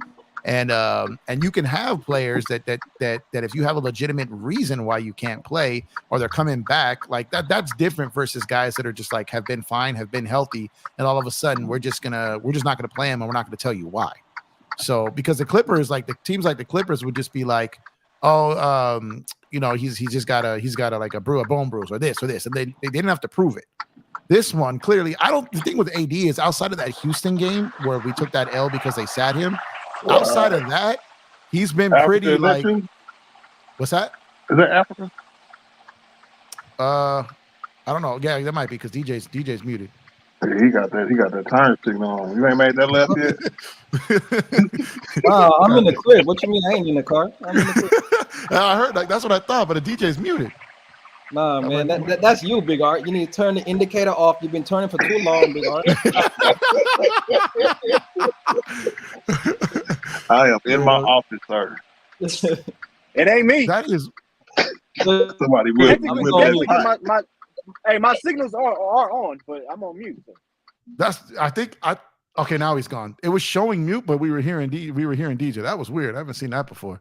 Yeah, it sounded like we was in like a parking garage area. But he thought it was Africa. That might be going to the hospital. I don't know. I hope not. I hope not. But how you doing? How you doing, young Africa? Good to hear from you, man. I'm chilling, man. What's up, man? Nah, we over here just topping a couple of topics over here, and but yeah, what's your? I haven't talked to you since they released this that player participation rule that they're calling it. What are your thoughts on it? Oh, you're talking about the 65 games minimum? Is that what you're saying? No, the one where the load management. Yeah, the Kawhi. Yeah, the Kawhi rule. Yeah. The Kawhi. Yeah, hey, you a real one for that, Africa. Go ahead. Yeah, the Kawhi rule. Yeah, that's a good thing for the league because young players really shouldn't be load managing. Outside of, especially if it's precautionary. I don't think that's necessary. Now, I like the rule that if you're above 35, if you played like minimum 1,000 games or something in the NBA in your career, you're exempt from that rule. I like that. That puts into consideration all the miles you put down in your career, and so I like that. I like that the NBA is holding players accountable, and if they don't play, they don't get paid, right? That's how it's going to go down, right, Jeff? No, they're gonna get paid. The league, the Oh, team they're gets gonna get fined. Yeah. So the way it goes is the first offense is $100,000 to the team. The second offense is $250,000, and every offense after that adds another $1 million. So by the third offense, it would be like $1.35 million for like the third offense. But like, so my train of thought is like, I could see teams, like I said, the Clippers, the Suns, and the Warriors, who are playing crazy millions, some cases over $100 million in tax. I could see them saying, what's another 15 million in these fines to keep our guys healthy? I could see them doing that. Yeah, but public perception on that is interesting. First off, are the players paying the fine, or is it the team that's paying the fine? The team's paying the fine. The team's paying the fine. So yeah, that's interesting. I would say public perception, right? This ain't the same thing as like Jordan wearing, the new Jordans and the team paying the fines. Like that's notoriety. But in this scenario, public perception, now right? Players will now be labeled as players that are literally sitting out because their teams are protecting them. They're literally load managing for no reason at all. The public perception on players will change. Their legacies might be defined by such things, and their performances may be defined as such things. Yo, if a dude missing 20 games on the regular because of load management, and then he balls out in the playoffs, well, yo, if you miss 20 games, you better ball out in the playoffs. Like that's the standard. That's what's going to happen. And so even your great performances may be labeled as the benefits and advantage of load management. I don't know if players are going to put themselves in the line of fire to do that. I don't know about that. I don't know. Yeah. And you made up a good point too that I've been running with ever since you said it, because I didn't really think about it until you did. About some people were saying, what's to stop them from paying 5 to 7 minutes and then sitting out? And then you made up the great point about their averages. And you're right, because players also not only do they have to play the 65 games, but they've got to obviously average a certain amount of points to qualify for these awards too, right? You're not going to be all NBA at 19, 20 points a game. It's not going to happen. You know what I mean? So I didn't salute to you because I didn't really, that's a point I should have known, really. And like when you said that, I was like, it just made sense immediately, right? So yeah, I don't see guys wanting to play, since you painted that picture, I don't see guys wanting to play just 5 to 7 minutes. And like LeBron's not going to get out there and score 6 points and end his consecutive 10-point scoring streak, right? Like he's not going to do that. And so it's going to be real. But that's another great point you make about the public perception of them just saying, "Oh, well, I'm just going to pay to not." Instead of I'm getting paid to play, and we're going to pay so I don't have to play. That's crazy. Hey, and this independent doctor saying that you can go. Hey, that's gonna be crazy, bro. That's gonna look nasty. Yeah, it's gonna look nasty. Yeah, but I love it because now you got the bird rules, the bird rights, right? Now the Kawhi rule, I like that, man. That's going from like fun guy, board guy gets paid to Kawhi rule. I like that. We go, that's gonna be a merch at some point. But I just this is basically because it's funny because everywhere you look, it's the Clippers like as the face of this rule. Like every Twitter post, every Instagram, ESPN themselves, every article, everything has Paul George and Kawhi as like the album cover to like this record, like of this rule.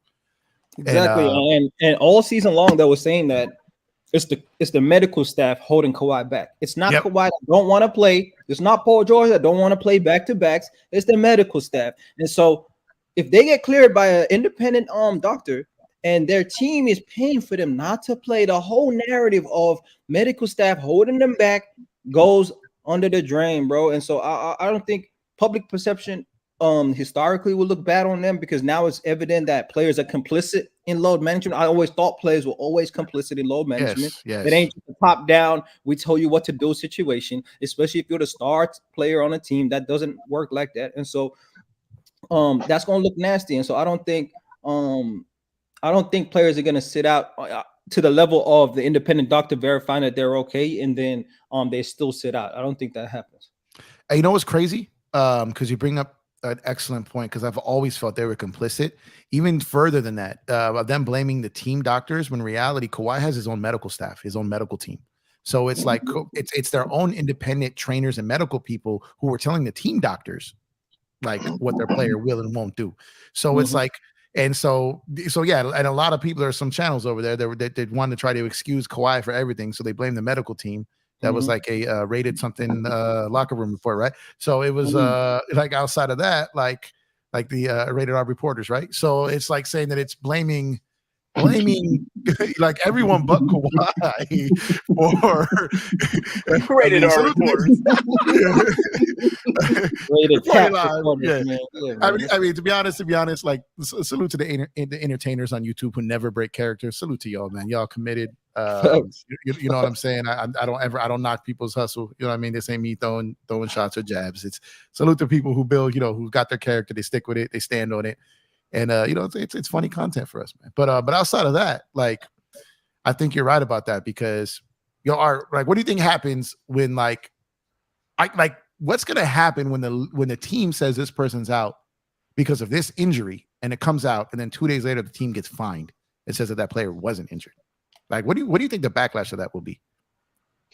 It will be tremendous, because you could just look and see the backlash now people get from being hurt. All right. Yep. The amount of questioning of injuries that go on now will only be multiplied. So it'll be bad, bro. Yeah. And DJ, you still here? Yeah, bro. Let me ask you the flip side of that coin. What happens when a team or the league says a player is healthy, and then they go out and get hurt in a game that the team thinks they shouldn't have been playing in? What do you think happens then? Oh, if the league said they're healthy and he goes out and get hurt. Yeah, let's say they try to, you know how they say there's a couple scenarios with this, because when you read the ruling on this, it's the independent medical team, and they say, okay, if he doesn't play, you're getting fined. Like, some teams will pay that money, but there's some teams that won't. You know what I mean? There's some teams that aren't going to throw millions of dollars into the win like that. So you got one scenario where they're going to sit a player. The league says, okay, but you're going to pay the fine. They put him out there. Then the guy gets hurt.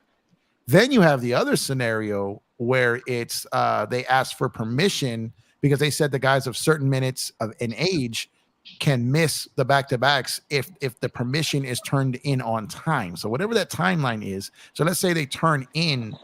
I'm not going to use a Laker because I don't want that karma. Let's say Phoenix turns in a request to have KD miss a back-to-back. They turn it in late, and he's not hurt, but they're just doing it for load management as a precaution.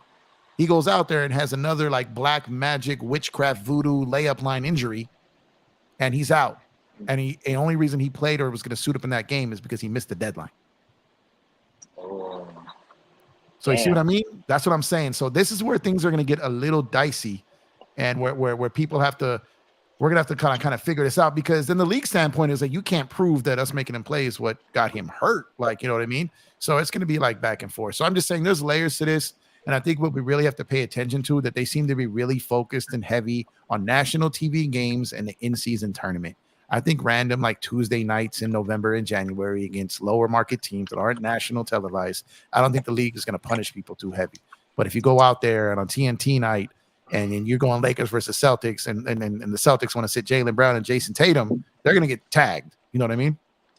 Yeah, that's where it's going to get the most backlash for games like that.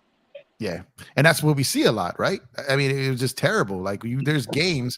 We had one where it was LeBron and KD have not played each other since 2018? Yeah, that's crazy. Yeah. 2018. So I'm already wondering, are these that Phoenix Suns game against the Lakers, does either team have a back-to-back game that day? I don't think so. Because I'm wondering if that's going to happen again, out the gate, because we were excited about finally seeing them playing against each other. But I know it's the Lakers' second game, and I don't think it's back-to-back for them. But I'm just saying, so it's situations like that's going to come up. So that rule is going to be tough to see how people follow it. But Africa, how many games do you think? So you think the Clippers won't? You think they're going to force these guys to play? They're not going to pay the fines and sit them?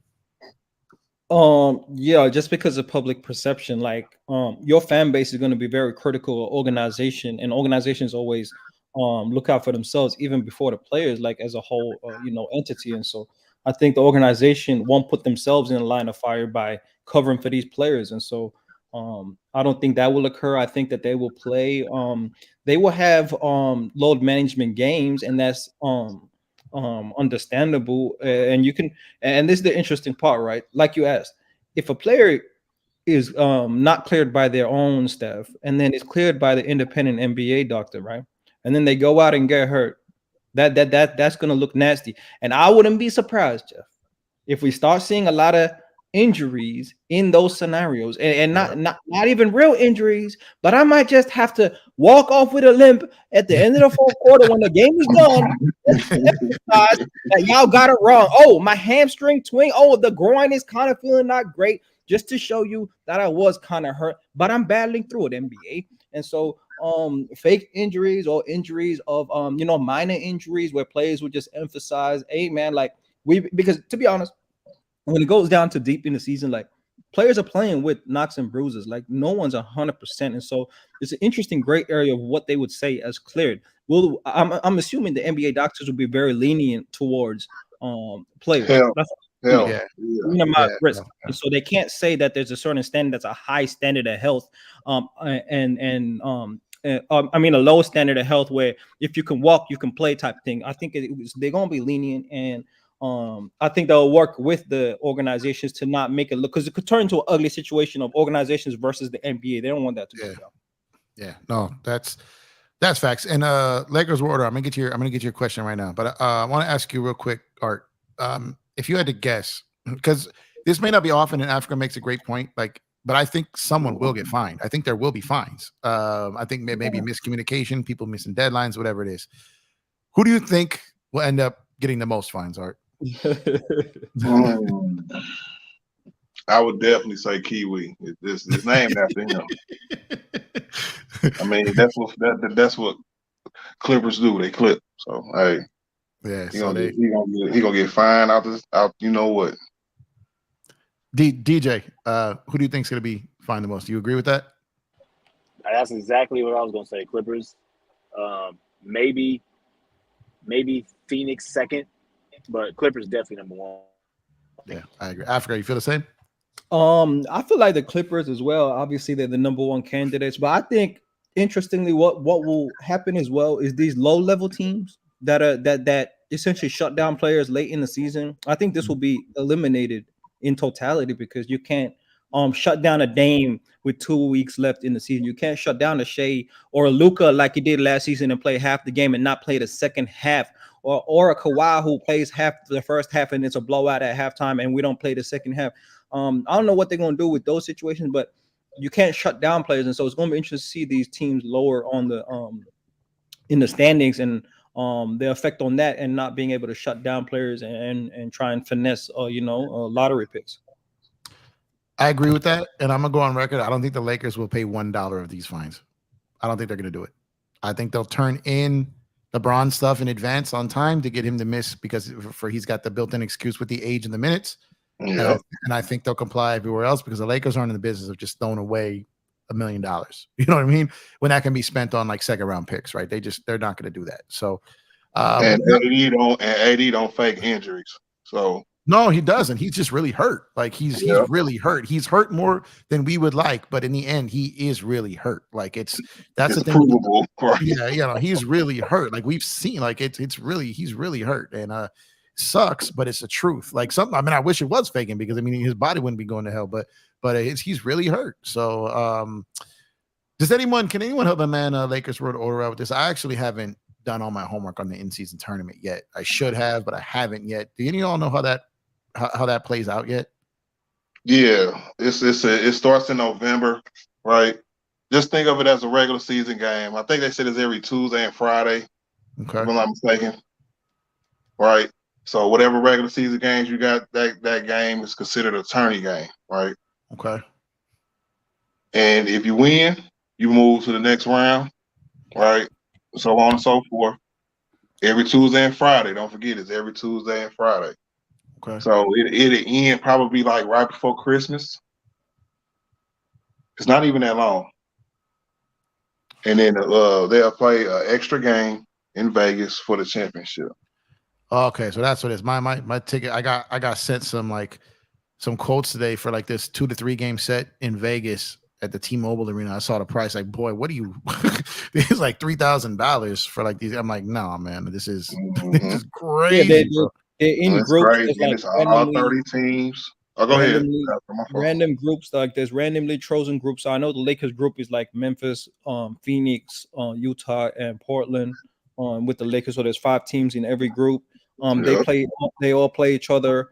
One time, and then yeah, it's the point differential. Then there's knockout rounds, and there's one. So I think it's like all the winners of those groups. It's like FIBA. Yeah, pretty much it's like FIBA. Then there's knockout round, and then the last game.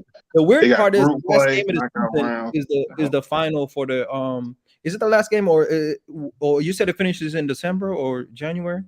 I don't know when the final is. I think it's before Christmas, because the one I saw was like earlier in December. Christmas. Yeah, so I just didn't know all that. It's like beginning November 3rd and continuing through Tuesday, November 28th. So it's right before Thanksgiving, or right after. So they're coming up a ways. The NBA doesn't really take off till Christmas because you got NFL, you got baseball playoffs, you got all this. That's why there's a lot of people who felt and have said for years that the NBA should start on Christmas and then go from there, because that's where their peak hits. For casual fans, really, So it's so what they're doing now is they're generating interest and revenue at the front end of the season, and I'm interested to see how this goes, because I'm one of those guys who wasn't really a fan of the playing out the gate. Now I love it, So I withheld judgment on this tournament just because I want to see how it looks. But I think I'm kind of coming around to it there. So I just didn't do my homework yet. I saw it when it first came out, but I didn't do a video on it. I didn't break it down, so it didn't stick in my head. So Dante, shout out to you, man. Thank you for pulling up. Appreciate the support. And the basketball guys, we hear you. But so that'll be cool. So that'll be. Hey, what do you get when you win? It's money, right? You get some money and a trophy and bragging rights. You get to be in an all tournament first team. And you get to beat teams, some teams in your division, all right? Because that's how they got that's how they drew the what you call it? The groups. Groups, I guess, right. We got Memphis, Phoenix, Utah, and Portland in our group. All right, them teams would have been on our schedule anyway. So it's gonna be crazy, man. But it's gonna add importance to those games in the regular season, which will add value to the fans. So and that's what they're saying. They're not really allowing the players to be rested during those games, or any of the national televised games. And I'm assuming, being that it's Tuesday and Friday, those are going to be there's going to be national TV games for a lot of those. So I'm excited to see how that comes out. It's probably going to be some team that has no chance to win an NBA championship that wins that thing. I don't know. I was asking a question. Like, I think that these games will have more significant, even though it's counted as a regular season victory. And it's weird that the winning team will play technically 83 games in the season. I don't know what the stats are going to be on that, but they'll play an extra game over the other teams. But I think these games will add more significance to just a normal regular season game, because of the significance of being able to win something, being able to get more money, and just the eyes on the game being they'll probably be national games for the most part, in terms of when they get into the knockout rounds. And I think it'll be more significance. I think players will take them more serious. There's something to lose now outside of just a regular season game. Yeah, for sure. And Africa, did you catch? Go ahead. No, go ahead, DJ. I was gonna say, you said the money wise, do the players get the money or the team get the money? Players. Yeah, the players. Yeah, the players get the money. It's like $1 million or something for the winning team. The $1 million each or something like that. And for like the lower level minimum guys or the younger guys, like that's a good chunk of change, Yeah. So it's another way to get some of those players paid. But Africa, did you catch kind of what's talking about the Dame and Harden and trade scenarios and stuff? Did you catch any of that? Oh yeah, I caught that like late in the discussion about. I want to see what you and DJ think about that trade package. Me and Art talked about it. We all kind of know what's out there for the Miami one, but ESPN had an article today where they talked about one where potentially Dame and Harden could be moved in the same deal. Not Harden going to Portland, but Dame going to Philly. And it kind of breaks down like this, where Philly and I like this trade for Philly if this could happen. Philly would get Lillard, Terance Mann, Norman Powell, and Covington. Wow. And that's what they would get. I mean, tell you what they give up though. So Portland would get Korkmaz, Tyrese Maxey, Jaden Springer, Nicholas Batum, Amir Coffey, Marcus Morris, and the kicker for them is a 2028 and 2029 first round pick from the Clippers. And the Clippers will get James Harden and Tobias Harris. Maxey and Simon's backcourt. Yeah, it just sounds like you got Scoot Henderson and Shady. Yeah, so it's Portland gets the trash of the Clippers. Like we're talking about Batum and Marcus Morris and all these. I don't know about that. And the question is like, how valuable would those 2 first-round picks be by 28, 29? Maybe they are really bad. They obviously have no draft picks, so they might be really bad, and it might be lottery. So, but to take on, I guess they're going to be expiring contracts. I don't know what Marcus Morris contract is. Marcus Morris is expiring. Batum is expiring. Morris is expiring. All of them are expiring. So for Portland would be the young talent in Maxey and the 2 potentially good first round picks in 28 and 30. So that would be Portland's get. But I probably like Philly's end of this the best. Like Philly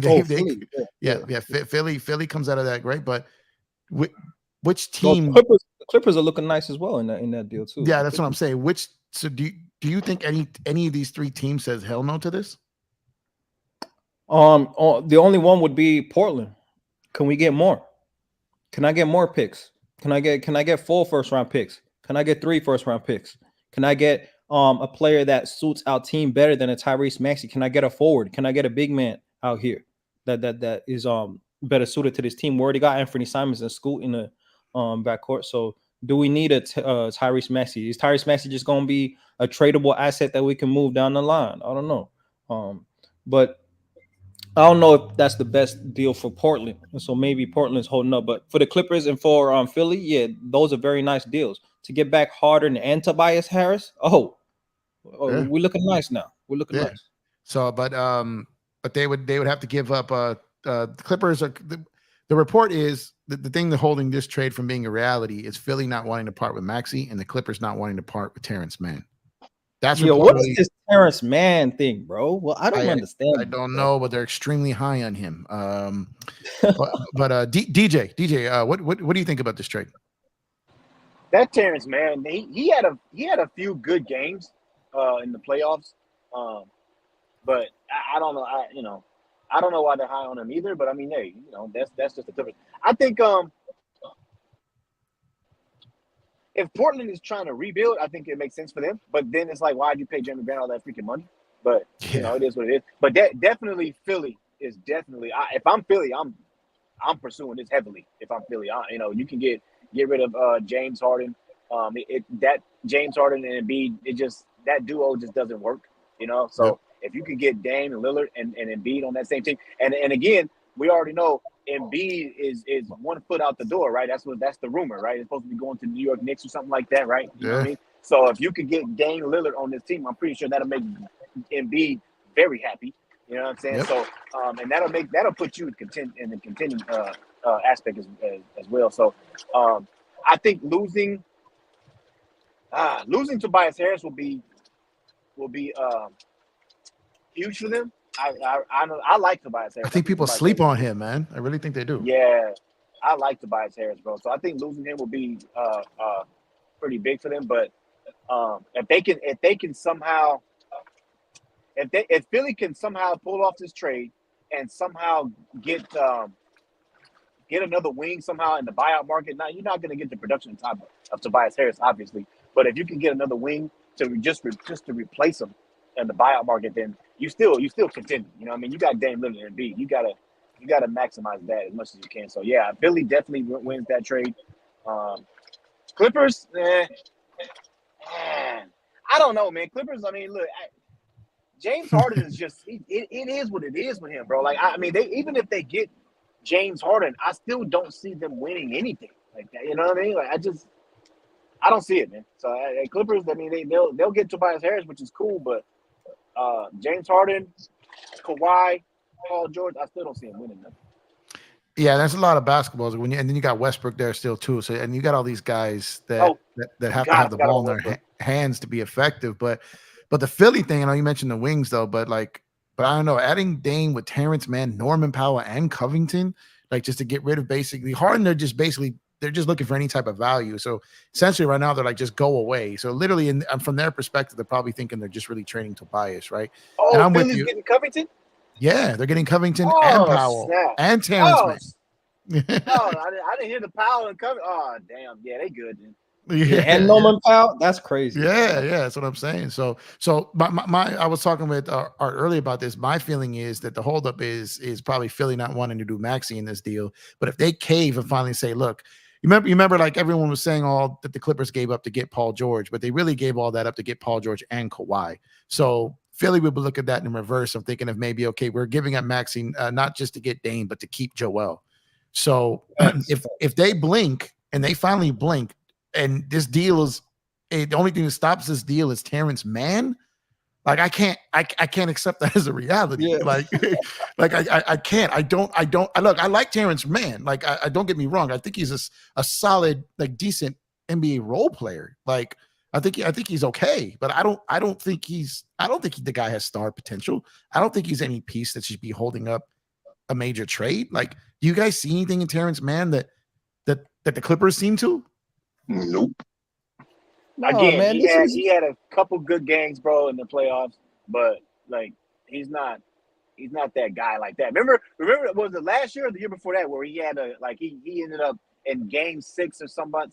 They played against somebody, and in game 6 he went off for like 30-something points or something. Utah.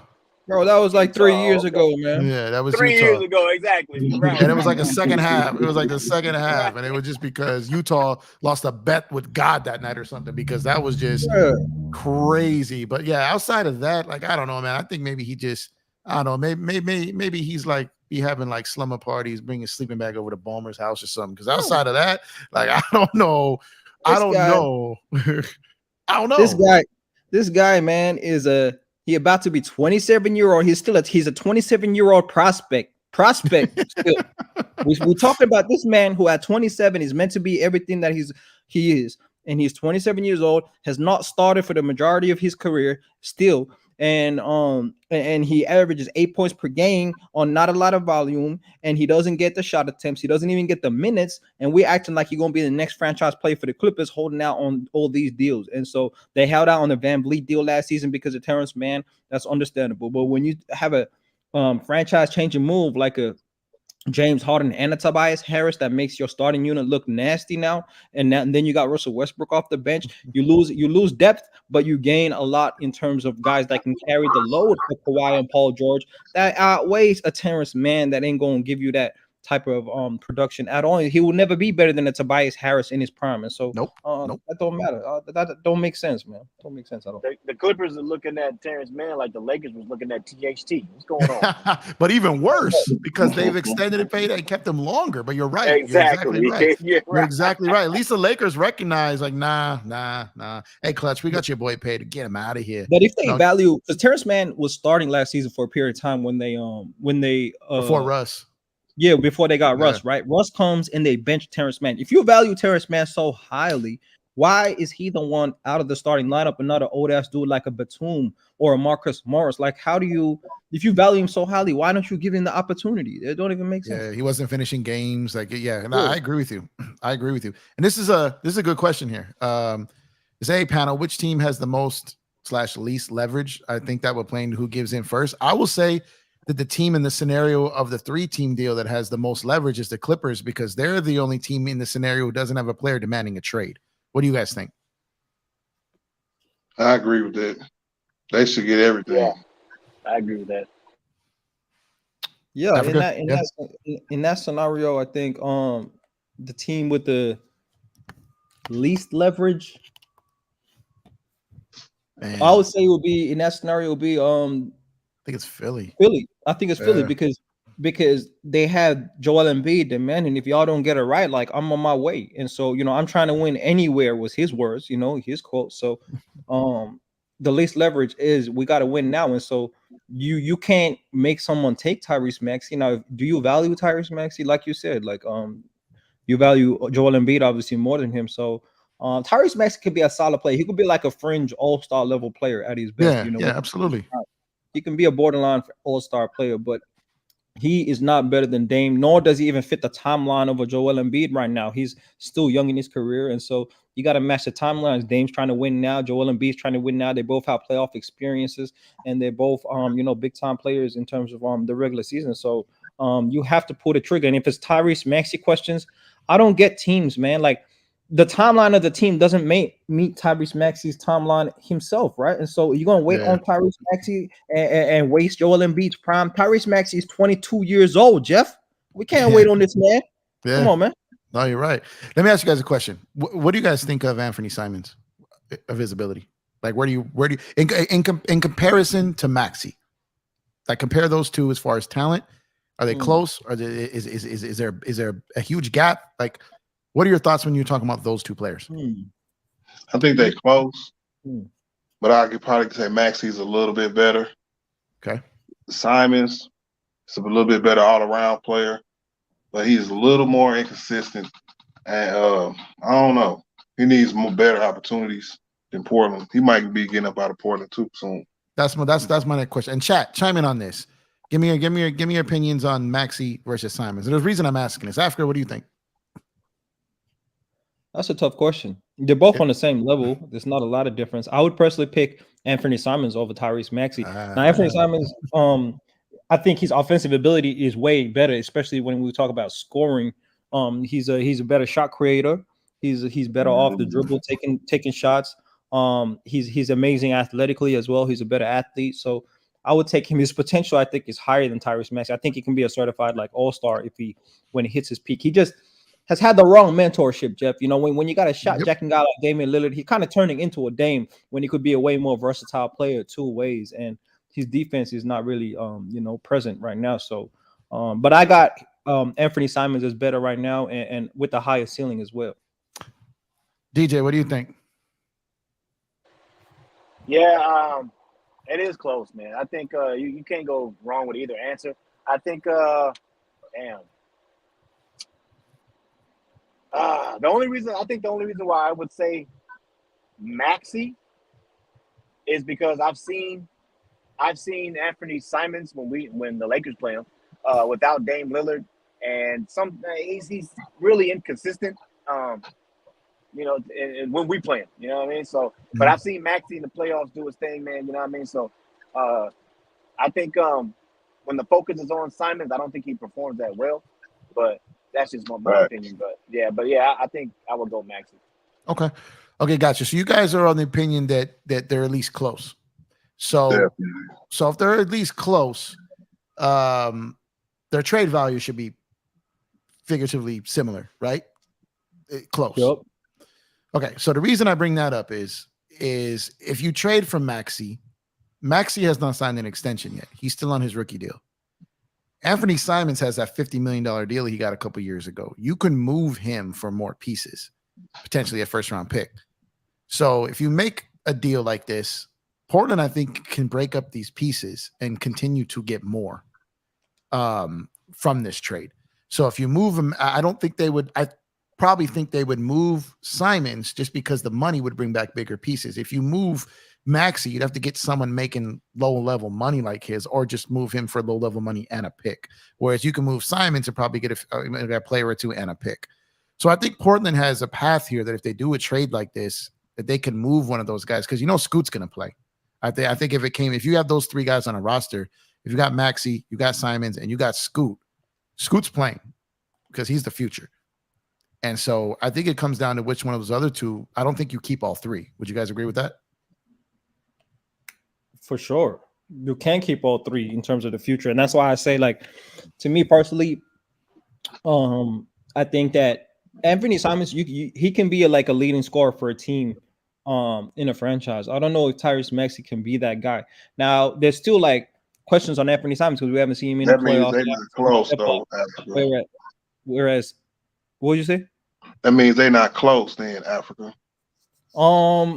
I still think Tyrese Maxey has better playmaking ability. He's more controlled in the half court. He actually can score as well. I think it is close in terms of right now. That's why I say like the ceiling of Simons, I think, is greater than Tyrese Maxey. But it's one thing you have to say about Tyrese Maxey is he's shown he can close games in the playoffs. He's shown he can play next to all-stars and still average 20 points per game, which is tough to do. Multiple all-stars in his career. So it's hard to say. Can Tyrese Maxey be the best player on a team? I don't know about that, but it could just be his role in the situation right now. Can Anthony Simons be the leading scorer more so than the best player, just the leading scorer on the team? I think he's shown his ability to do that with Dame out, and he's dropped 30 balls and crazy stuff like that. So they definitely gonna break it up. And so me personally, I would still if you get Maxey, I think you trade him Maxey again. So that's kind of crazy. Okay, that's the question. Because so my thing, if you're trading Maxey and he's low level money, and you look around the league, because you hit it on the head. That's the answer I was kind of waiting for, as far as how he plays with like high level players or stars in the playoffs. Yeah. So you know, Boston got a gang of picks, and they need like a point guard. You know what I mean? Like they got Derek White starting that point. So it's like if that's a trade, something like that happens, you got Maxey. A team like Boston will be knocking on the door with him because they got picks and then they can absorb him. Yeah. So if you trade Maxey, you got to get picks back, right? And a decent young player as well, because his salary is not going to match his production, right? So no, it's not. But we're going to be hard to get players back for him. It's got to be a young player on a rookie level deal and picks. Yeah. So Simons would get you more parts because his money is higher. But I just want to talk, because I had this conversation before on another panel, and it was people just thought that Maxey was head and shoulders above Simons, and I thought that it was at least like close. Like, yeah, I'm cool if one picks one over the other, but the thing that Maxey was just so much better than Simons, I thought was a stretch. What did they say was better? Like, what made it head and shoulders above? They were just saying just better overall player, everything. Like they would give literally nothing. They would give like Simons like no point, like no everything. No. As a scorer, Anthony Simons clears Tyrese Maxey. That's that was my argument. Is especially from three, like his ability to get a shot off from range. So I was like, okay. Like especially shot creation. Like Tyrese Maxey is a great catch and shoot player, but he doesn't go off the dribble three like Anthony Simons off the pick and roll. He doesn't do that. Like I don't know about that, bro. Come on, man. Hey. What? And in transition, Simons stops on a dime and fire. Hey, Tyrese Maxey pulling up and working the pick and roll and shooting that three. Maxey, you saying Maxey don't have a pick and roll game? No. Off the dribble three, off the pick and roll like Anthony Simons. That's what I'm saying. Hey, Simons move like that ain't all that. You act like he Jamal Murray somebody. Hey, did you see what he did last season, bro? When he had the scoring outburst when Dame was out. I don't know if you watched Anthony. Yeah, he goes on heaters. He goes on heaters, man. He does. Maxey did the same thing when Embiid was out as well. Bro, I got you. He was cooking the Utah Jazz last season. He had like 7-8 threes and a half, bro. Like he was doing crazy stuff. Anthony Simons. Yeah, like I my point was just like, you know, because I've seen I like both players. I just wanted to ask you guys because, like I said, when I've had this conversation before, a lot of people seem to think that Maxey was clearing Simons, and I thought they were closer. That was just mine. I just want to see what you guys' opinion on that was. So if a trade like this goes down, my question was like, okay, which one of those get moved, and the type of trades that could happen because they make different types of money. But did you guys see the Miami package? Did you guys hear that portion of it for Dame, which ESPN believes is still the best trade out there? No, I didn't hear that. No, I didn't. The Tyler Hero package. Yeah, so it's essentially Miami would get Damian Lillard and Nurkic. Portland would get Tyler Hero, Kyle Lowry, Jaquez Jr., and Nikola Jovic, and first round picks in 27 and 29, and first round pick swaps in 28 and 30. So technically, fall first round picks if you have better picks than us, which is probably in 29 and 30. You said, yeah. Miami's an older team. That's just swaps, though. You gonna have your first round pick anyway. If it's better, you take it. If it's not, you're gonna have your whole regular pick. Yeah. So there's two first round picks straight out. And who? I mean, that's the rookie they just drafted. Yeah, they got stashed overseas, right? In Jovic, right? Nikola Jovic. Oh yeah, he was on the bench last season, wasn't he? Yeah. But he played in the World Cup, right?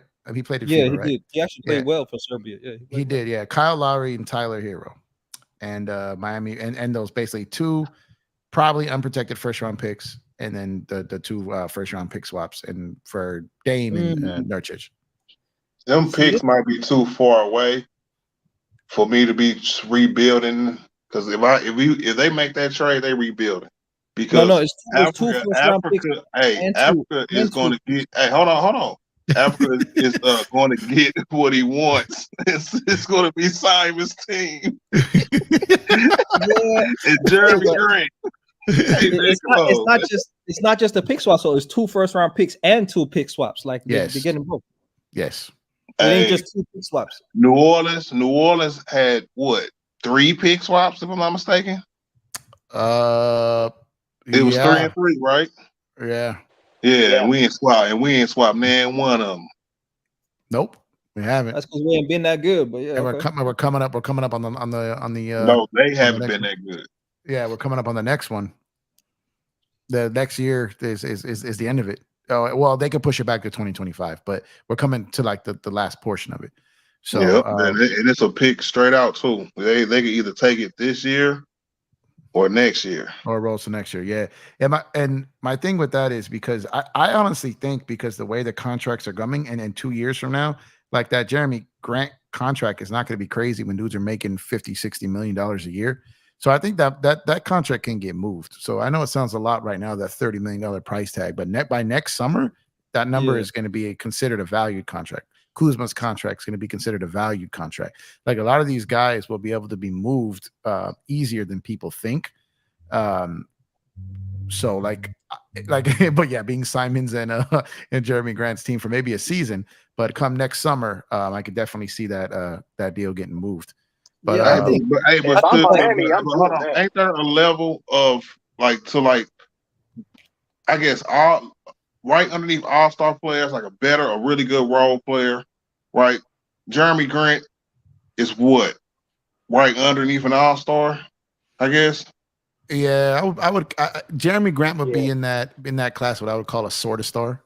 Like he's not he's a sort of star. So it's like he could put up all-star numbers, but he's just, and maybe he gets in one depending on that's what a 30 million. Yeah. Wow. Yeah. I mean, when you look at some of the money that somebody, I mean, look what D'Lo was making last year. Look at like I'm telling you, like when you look at some of these contracts that these guys get, like, but at the end of the day, like I said, by 25 and 26, whatever, that contract is going to be considered value. And that's not going to be enough to get one of these guys who are about to sign an extension. You'd have to add people to the deal to get it. Like that $30 million will not be enough. So it's hey, would you? Hey, if I'm Miami, I'm doing it.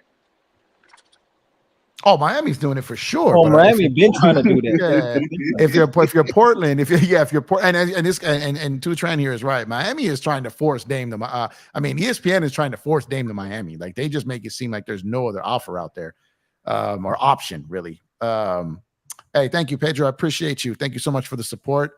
Make sure you like and subscribe, and stick around. Hopefully, we're growing you over here. So appreciate you for the support. Thank you so much. But yeah, I mean, I think they're right. ESPN there seems to be another option there for it. But if I'm Miami, of course they want to do it. But just Portland is the one that's struggling.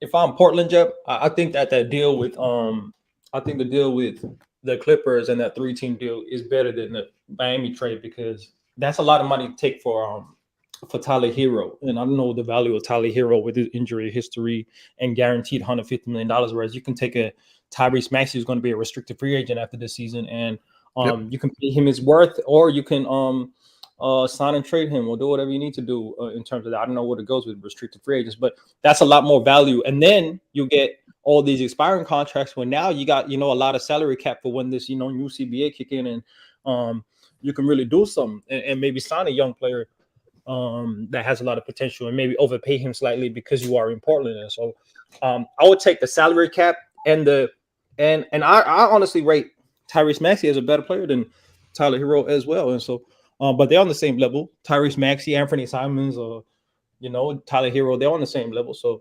but the money is the difference. And so I'll take that Tyrese Maxey deal for sure. Oh man, you trying to give Big Tone a stroke. You got to calm down, man. You're going to get him sucker. But you got so it's interesting because Tyler Hero's average salary is $30 million a year. He's the same as Jeremy Grant. So Portland, you're about to have $60 million in payroll if you make that deal between Tyler Hero and Jeremy Grant, and you got Kyle Lowry. Like expiring contract though. Yeah. Another 30. Expiring, but it's like you could mess around and be a tax team and have no chance of the playoffs. You know what I mean? So it's insane, man. That's why. What's that? Kyle Lowry. Yeah, that's what I'm saying. If I'm Portland, I like that 3-team deal. The problem is Philly don't want to give up Maxey as of yet. Clippers don't want to give up Mann as of yet. So their only real deal on the table until Philly gets a little desperate or feels a little froggy is that Miami deal, because Miami's the only one sitting back with a trade offer, and they're saying that Miami will not include Caleb Martin in the deal. So they're even holding back something. Wow. See, this is the interesting part. See, I don't understand how teams value players in the NBA. And I understand Caleb Martin. He's on a very nice deal for a team. You know, he's kind of underpaid for the production he gave in the playoffs. But when teams are consistently overrating these young guys on potential, and I don't get it, because with the team that when you're trying to win now, you're not looking at potential. You're looking at the current production that they're giving you. And you can't – I don't understand teams being like 1 foot in the door, a championship window, and another foot looking to the future. You can't really do that. Shout out to the Golden State Warriors that tried to do that and realized that they could not. And that's why they traded to Jordan Poole. And they actually they probably didn't get back what they could, but they knew the necessity and the urgency of the win now window. And so I don't understand teams like Philly, who understand that they got a disgruntled MVP, teams like Clippers, who historically have never won, and holding on to a guy like Terance Mann, who's ever going to be just a solid role player or a fourth, fifth option in a starting five of a team in terms of offense and give you solid defense, like he's a solid role player. He could be a Nicholas Batum at his ceiling, possibly, and not even that. I don't even know. So I don't understand how they rate players and why potential over current production in the present is overvalued. I don't understand that. I consistently see this, Chuck. Yeah, I don't get it. Caleb Martin, what the hell? Like, what? Why are you holding on it, bro? If I'm Miami, I'm not holding on to nobody. I'm trying to win. Yeah, you facts. Got the East. You know what I mean? You got the East. The Philly, James Harden. You got Philly's jacked up. James Harden wants out. Embiid is unhappy, right? So you're probably gonna end up.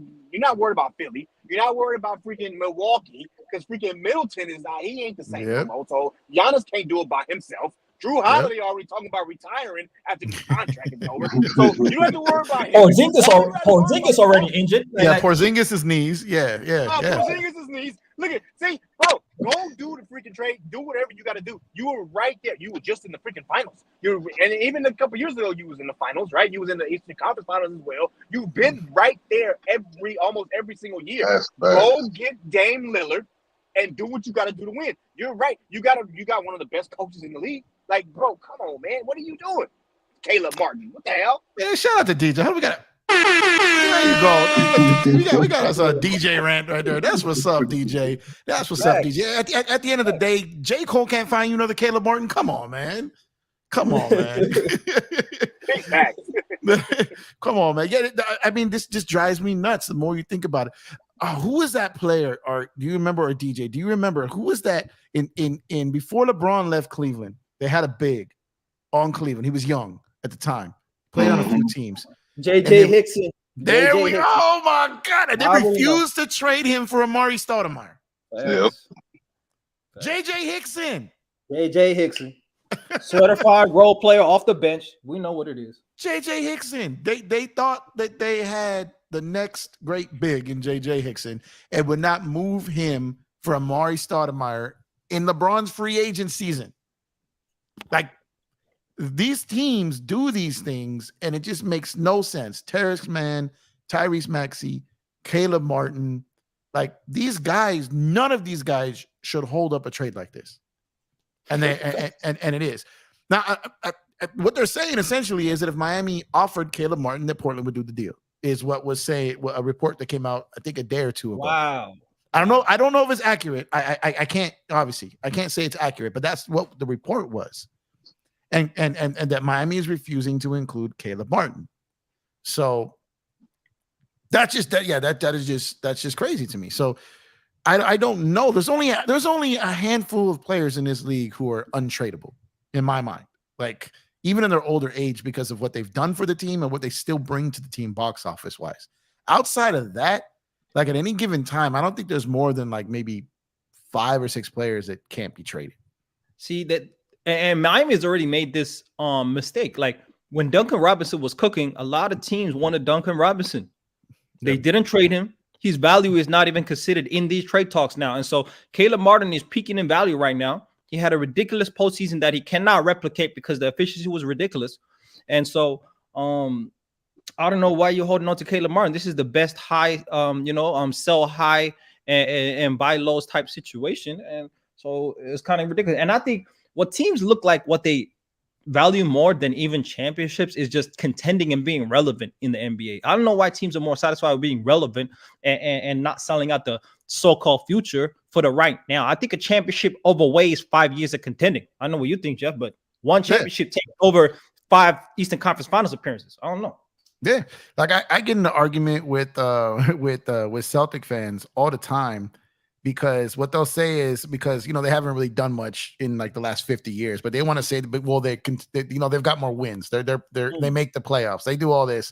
They do this. They do that, right? And they're just like, it doesn't matter. We're in the playoffs more than you are. I'm like, bro, like, come on, man. Look at this.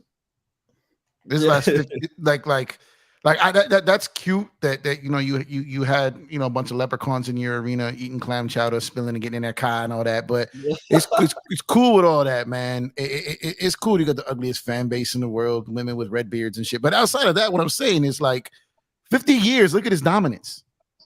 So, like you said, what would you rather have? Where you win and lose in the first round a bunch of times, or this? So I completely agree with your point on that, because I have one chip that I will take, that bubble chip that they love to bash over 5 winning seasons. I will take that bubble chip over Miami's last 5 years, and they've been the Eastern Conference Finals and every year except for 2021, and they've been to the finals twice. I will take a bubble chip over that entire run, over the Celtics run over the last 5 years. A bubble chip reigns supreme over all of those combined. Big fact. Because it is funny, because the teams that want to discredit the bubble are the dudes who are celebrating up until the point where they lost, right? Yeah. like it was just crazy. But yeah, so like, I don't know, man. It just I want one of these trades to kick off already, because we got teams with roster spots open. We got teams that can make other moves, and in the league, although most of the moves have been done, even leading into like December 15th, when some of these deals can start being made. If these two guys haven't been traded yet, those deals will still be held up. So I want these guys moved. I want to be done with this stuff already. So I think that I'm hoping that 3-team trade gets done, because I think that's the best for all 3 teams, and it's good for the NBA. It's more parity, more exciting, and that's the one I'd hope would get done. And I want Dame Lillard to go to a contending team, man. I like Dame Lillard. He is one of those ballers out there that needs to be in the playoffs. Like he's clutch. You know what I'm saying? So I want him to go to Miami or Philly. You know what I'm saying? Go ahead, get you on a contending team. Get you to the finals so we can whoop your ass. yeah, exactly. And send you home again. Yeah, exactly. I don't know, guys, but I just wanted this to get done. I'm excited, man. We're getting closer and closer to NBA basketball. Like I said, October 2nd, media day, October 3rd, training camp, October 7th, first preseason game against the Warriors. Do you guys think, how serious do you think the Lakers will take the preseason? Do you think they just do the first couple games and sit everybody? Do you think they take the first couple of games light, kind of load it up in the middle? Like, how do you see the preseason going for the Lakers? Who you asking? Well, anybody. So go ahead, Art. Go ahead. You start. Well, I think they're going to take it very seriously. Even though we brought back a core this year, we still got new players. And a lot of these players going to get a lot of playing time. So I think he's going to be working on a lot of lineups. A lot of questions going to need to be answered. So I think the players going to allow Darvin Ham to work through the lineups throughout the preseason. And we'll probably see him sit the last preseason game or something like that. Okay. DJ, what do you think? I agree. I think it's definitely going to be taken more seriously than the previous couple years. I think I read a report. I think I said it on Big R's channel. I think I read a report that LeBron, him and Anthony Davis said that they want to play more preseason games this year, right? So definitely more serious. And I think, and here's the thing, this is my prediction. I think it's going to be. I think the preseason games are going to be just as fun as they were in 2020. We were freaking super excited when Anthony Davis came to this team, and we were balling. And we game had one, game one, you know what I'm saying? game one, flying reverse dunks on Golden State. They was calling us. They called us giants, right? Like giants, bro. You had LeBron James freaking flying in the air, throwing behind the back passes to Danny Green in the corner. Like we had, bro. AD had 3 lob dunks in like the first 3 minutes of that game in that first preseason game of 2019. I remember just going ballistic. Put fear in teams. Yeah, the Lakers were talking trash on social media. They're like, the league's just been put on notice. Like they were, man, it was just, and they came out what did it? Was it 8-2 to start that season? 9-2, whatever it was. Like 24-4 or something, bro. Yeah, man. Bro. It was just, we knew it. We knew it. That's what makes everyone, bashing that season so rough, because we knew that whole year we were getting it. That stretch where we beat Milwaukee and then beat the Clippers right before everything shut down, that we were at our peak. Like it was such a great time to watch basketball, man. But that's what I want to see. And Africa, do you agree the same with the preseason assessment? Oh, definitely. I think it's going to be a solid preseason. I don't think it's going to be, huge for guys like LeBron and AD. I think they're going to play like 25 minutes per game, but I think it's going to be like great for the role players, great for the new additions, great for Christian Wood, great for Gabe Vincent, guys like that, Austin Reeves to, keep cooking, and then also, D'Lo to get into flow. I would expect that as well. And then guys off the bench, Taurean Prince, see what Cam Reddish got. I want to see what he got in terms of, blending a team, and then seeing just the schemes of Darvin Ham and how he's going to use the team and what the defensive philosophy will be, especially what the offensive philosophy will be in terms of how he's going to run the offense with the starters, and then just seeing the lineups, the starting lineups, and then really, but the secondary lineups and how he's going to go. Is he going to play 2 bigs? Is he going to play, Jackson Hayes? Is he going to do these things? We're going to see what's up, but it's going to be interesting to see if he changes it up on offense. I want to see more movement, like I've been saying. I want to see more off-ball movement. I want to see more sets run for AD. I want to see him be able to be more versatile on offense, become a playmaker in the half court as well. I want to see all that. Gotcha. All right, one more question before we slide out of here for the night. My man Nas dropped an album tonight, and I cannot go to sleep without hearing in its entirety. So I got to get to that. Shout out to Nas. Magic 3, the closing of that trilogy dropped tonight, so I'm super excited about that. So let me ask you guys real quick. I know you guys have probably mentioned this on other panels, but I haven't really heard everyone's take on it yet. What do you think for the Lakers' 15th and final roster spot? Do you think they add someone prior to the season, or they wait it out to the buyout market, or possibly do like a 1-person for 2-person trade? Like, what do you think they do with the 15th spot? Art, let me start with you. You definitely wait. The strategy has worked in the past few years to leave that 15th roster spot open for that extra roster spot for a trade or the buyout market. So yeah, just let it go. Let it ride to February. See what happens. Gotcha. DJ, what do you think? Yes, I am in agreement. I just did a video on this today, actually. Oh, earlier. Okay. Gotta check it out. Yeah, because I know the Kings just released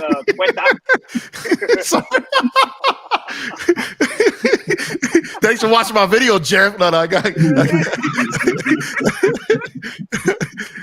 you though. I got you. I'm gonna listen to Nas and watch your video. No, go ahead. It's only 3 minutes, goddamn. Yeah. For real though, I think because the Kings just released Quetta, right, and then freaking Nerlens Noel. You know what I mean? So we can pick one of those guys up and get another center on the team. But I don't think we need to. I think our roster is straight. We set. You know what I mean? And so I don't think Quetta or Noel or any other player that's out there is gonna make this team any better than what it is. So I think we straight, man. Just wait for the buyout market. Gotcha. Africa, what do you think? Oh, I agree with the brothers, man. This team is deep enough as it is, and so you got to see what you got. There's not enough minutes to go around already, so we're looking nice, man. And if buyout happens, and veteran wants to go ring chasing, well, we ready. We absolutely ready. All right, fellas. You guys got anything else you guys want to get off before we get out of here? Anything else you want to mention? Bring up? Shout out to LeBron James for certifying his GOAT status and beating the allegations, Jeff. Oh, yeah. I saw. I heard Young Africa going hard on the on FYF Sports. Yeah. No, you're absolutely right on that. I'm happy for LeBron. Super happy, and super happy. I'm happy. I'm a little disappointed for some of these channels out here because they got, not got much to talk about. That's one less clip in the bullet in the clip, right? But outside of that, shout out to Bron, man. They got to stop trying to pull this man down and just let his greatness shine. And it's just crazy. And I'm happy they put that out. It's 10 years ago, but I'm happy that they put that out. And some people will still try to find a way to discredit him and then say people linked to him or whatever. But we all got people close to us that do dumb stuff. Doesn't mean we did it. So, well, for most cases. And I'm happy. Shout out to LeBron James and shout out to his family to not have to carry that burden or that potential embarrassment or then hanging over him, because I'm happy that happened. Good point, Africa. What about you guys? You guys got anything else? No, not really. That's it, man. Yeah, the buy really quick. Waiting for the buyout market. Another point. It'll give you when you wait for the buyout market. It'll give you a more assessment on how the team looks and what the team needs. Yeah. So you know what I'm saying. So yeah, that waiting on that buyout market is the option for me, definitely. So. Well, like two things to keep in mind. Yeah, no, that's an excellent point. Two things to keep in mind. And I'm not rushing. If you guys want to still keep talking, we can. I just didn't know if we just were running out of topics here or not. Like I said, the key dates to keep in mind here is D'Lo can be traded as early as December 15th because he took a reduction in salary. He didn't re-sign with early bird rights on 120% upgrade on pay. So D'Lo can be traded as early as July 15th. I want to say that Rui and Austin have to wait till January 15th. Rui, I believe for sure. Austin, I got to double check. But let's just assume that Rui and Austin really aren't going anywhere anyways. But the date where D'Lo can effectively be actually traded is December 15th. So really, Lakers really don't have anything they could trade other than him until January 15th. So if he comes out and he's just not playing great and they want to pull that plug early, December 15th is a good date to look at. And like I said, my channel is going to get tired of me saying this, but I'm going to say it just about every episode. His contract is so movable north or south in money because of where they structured it.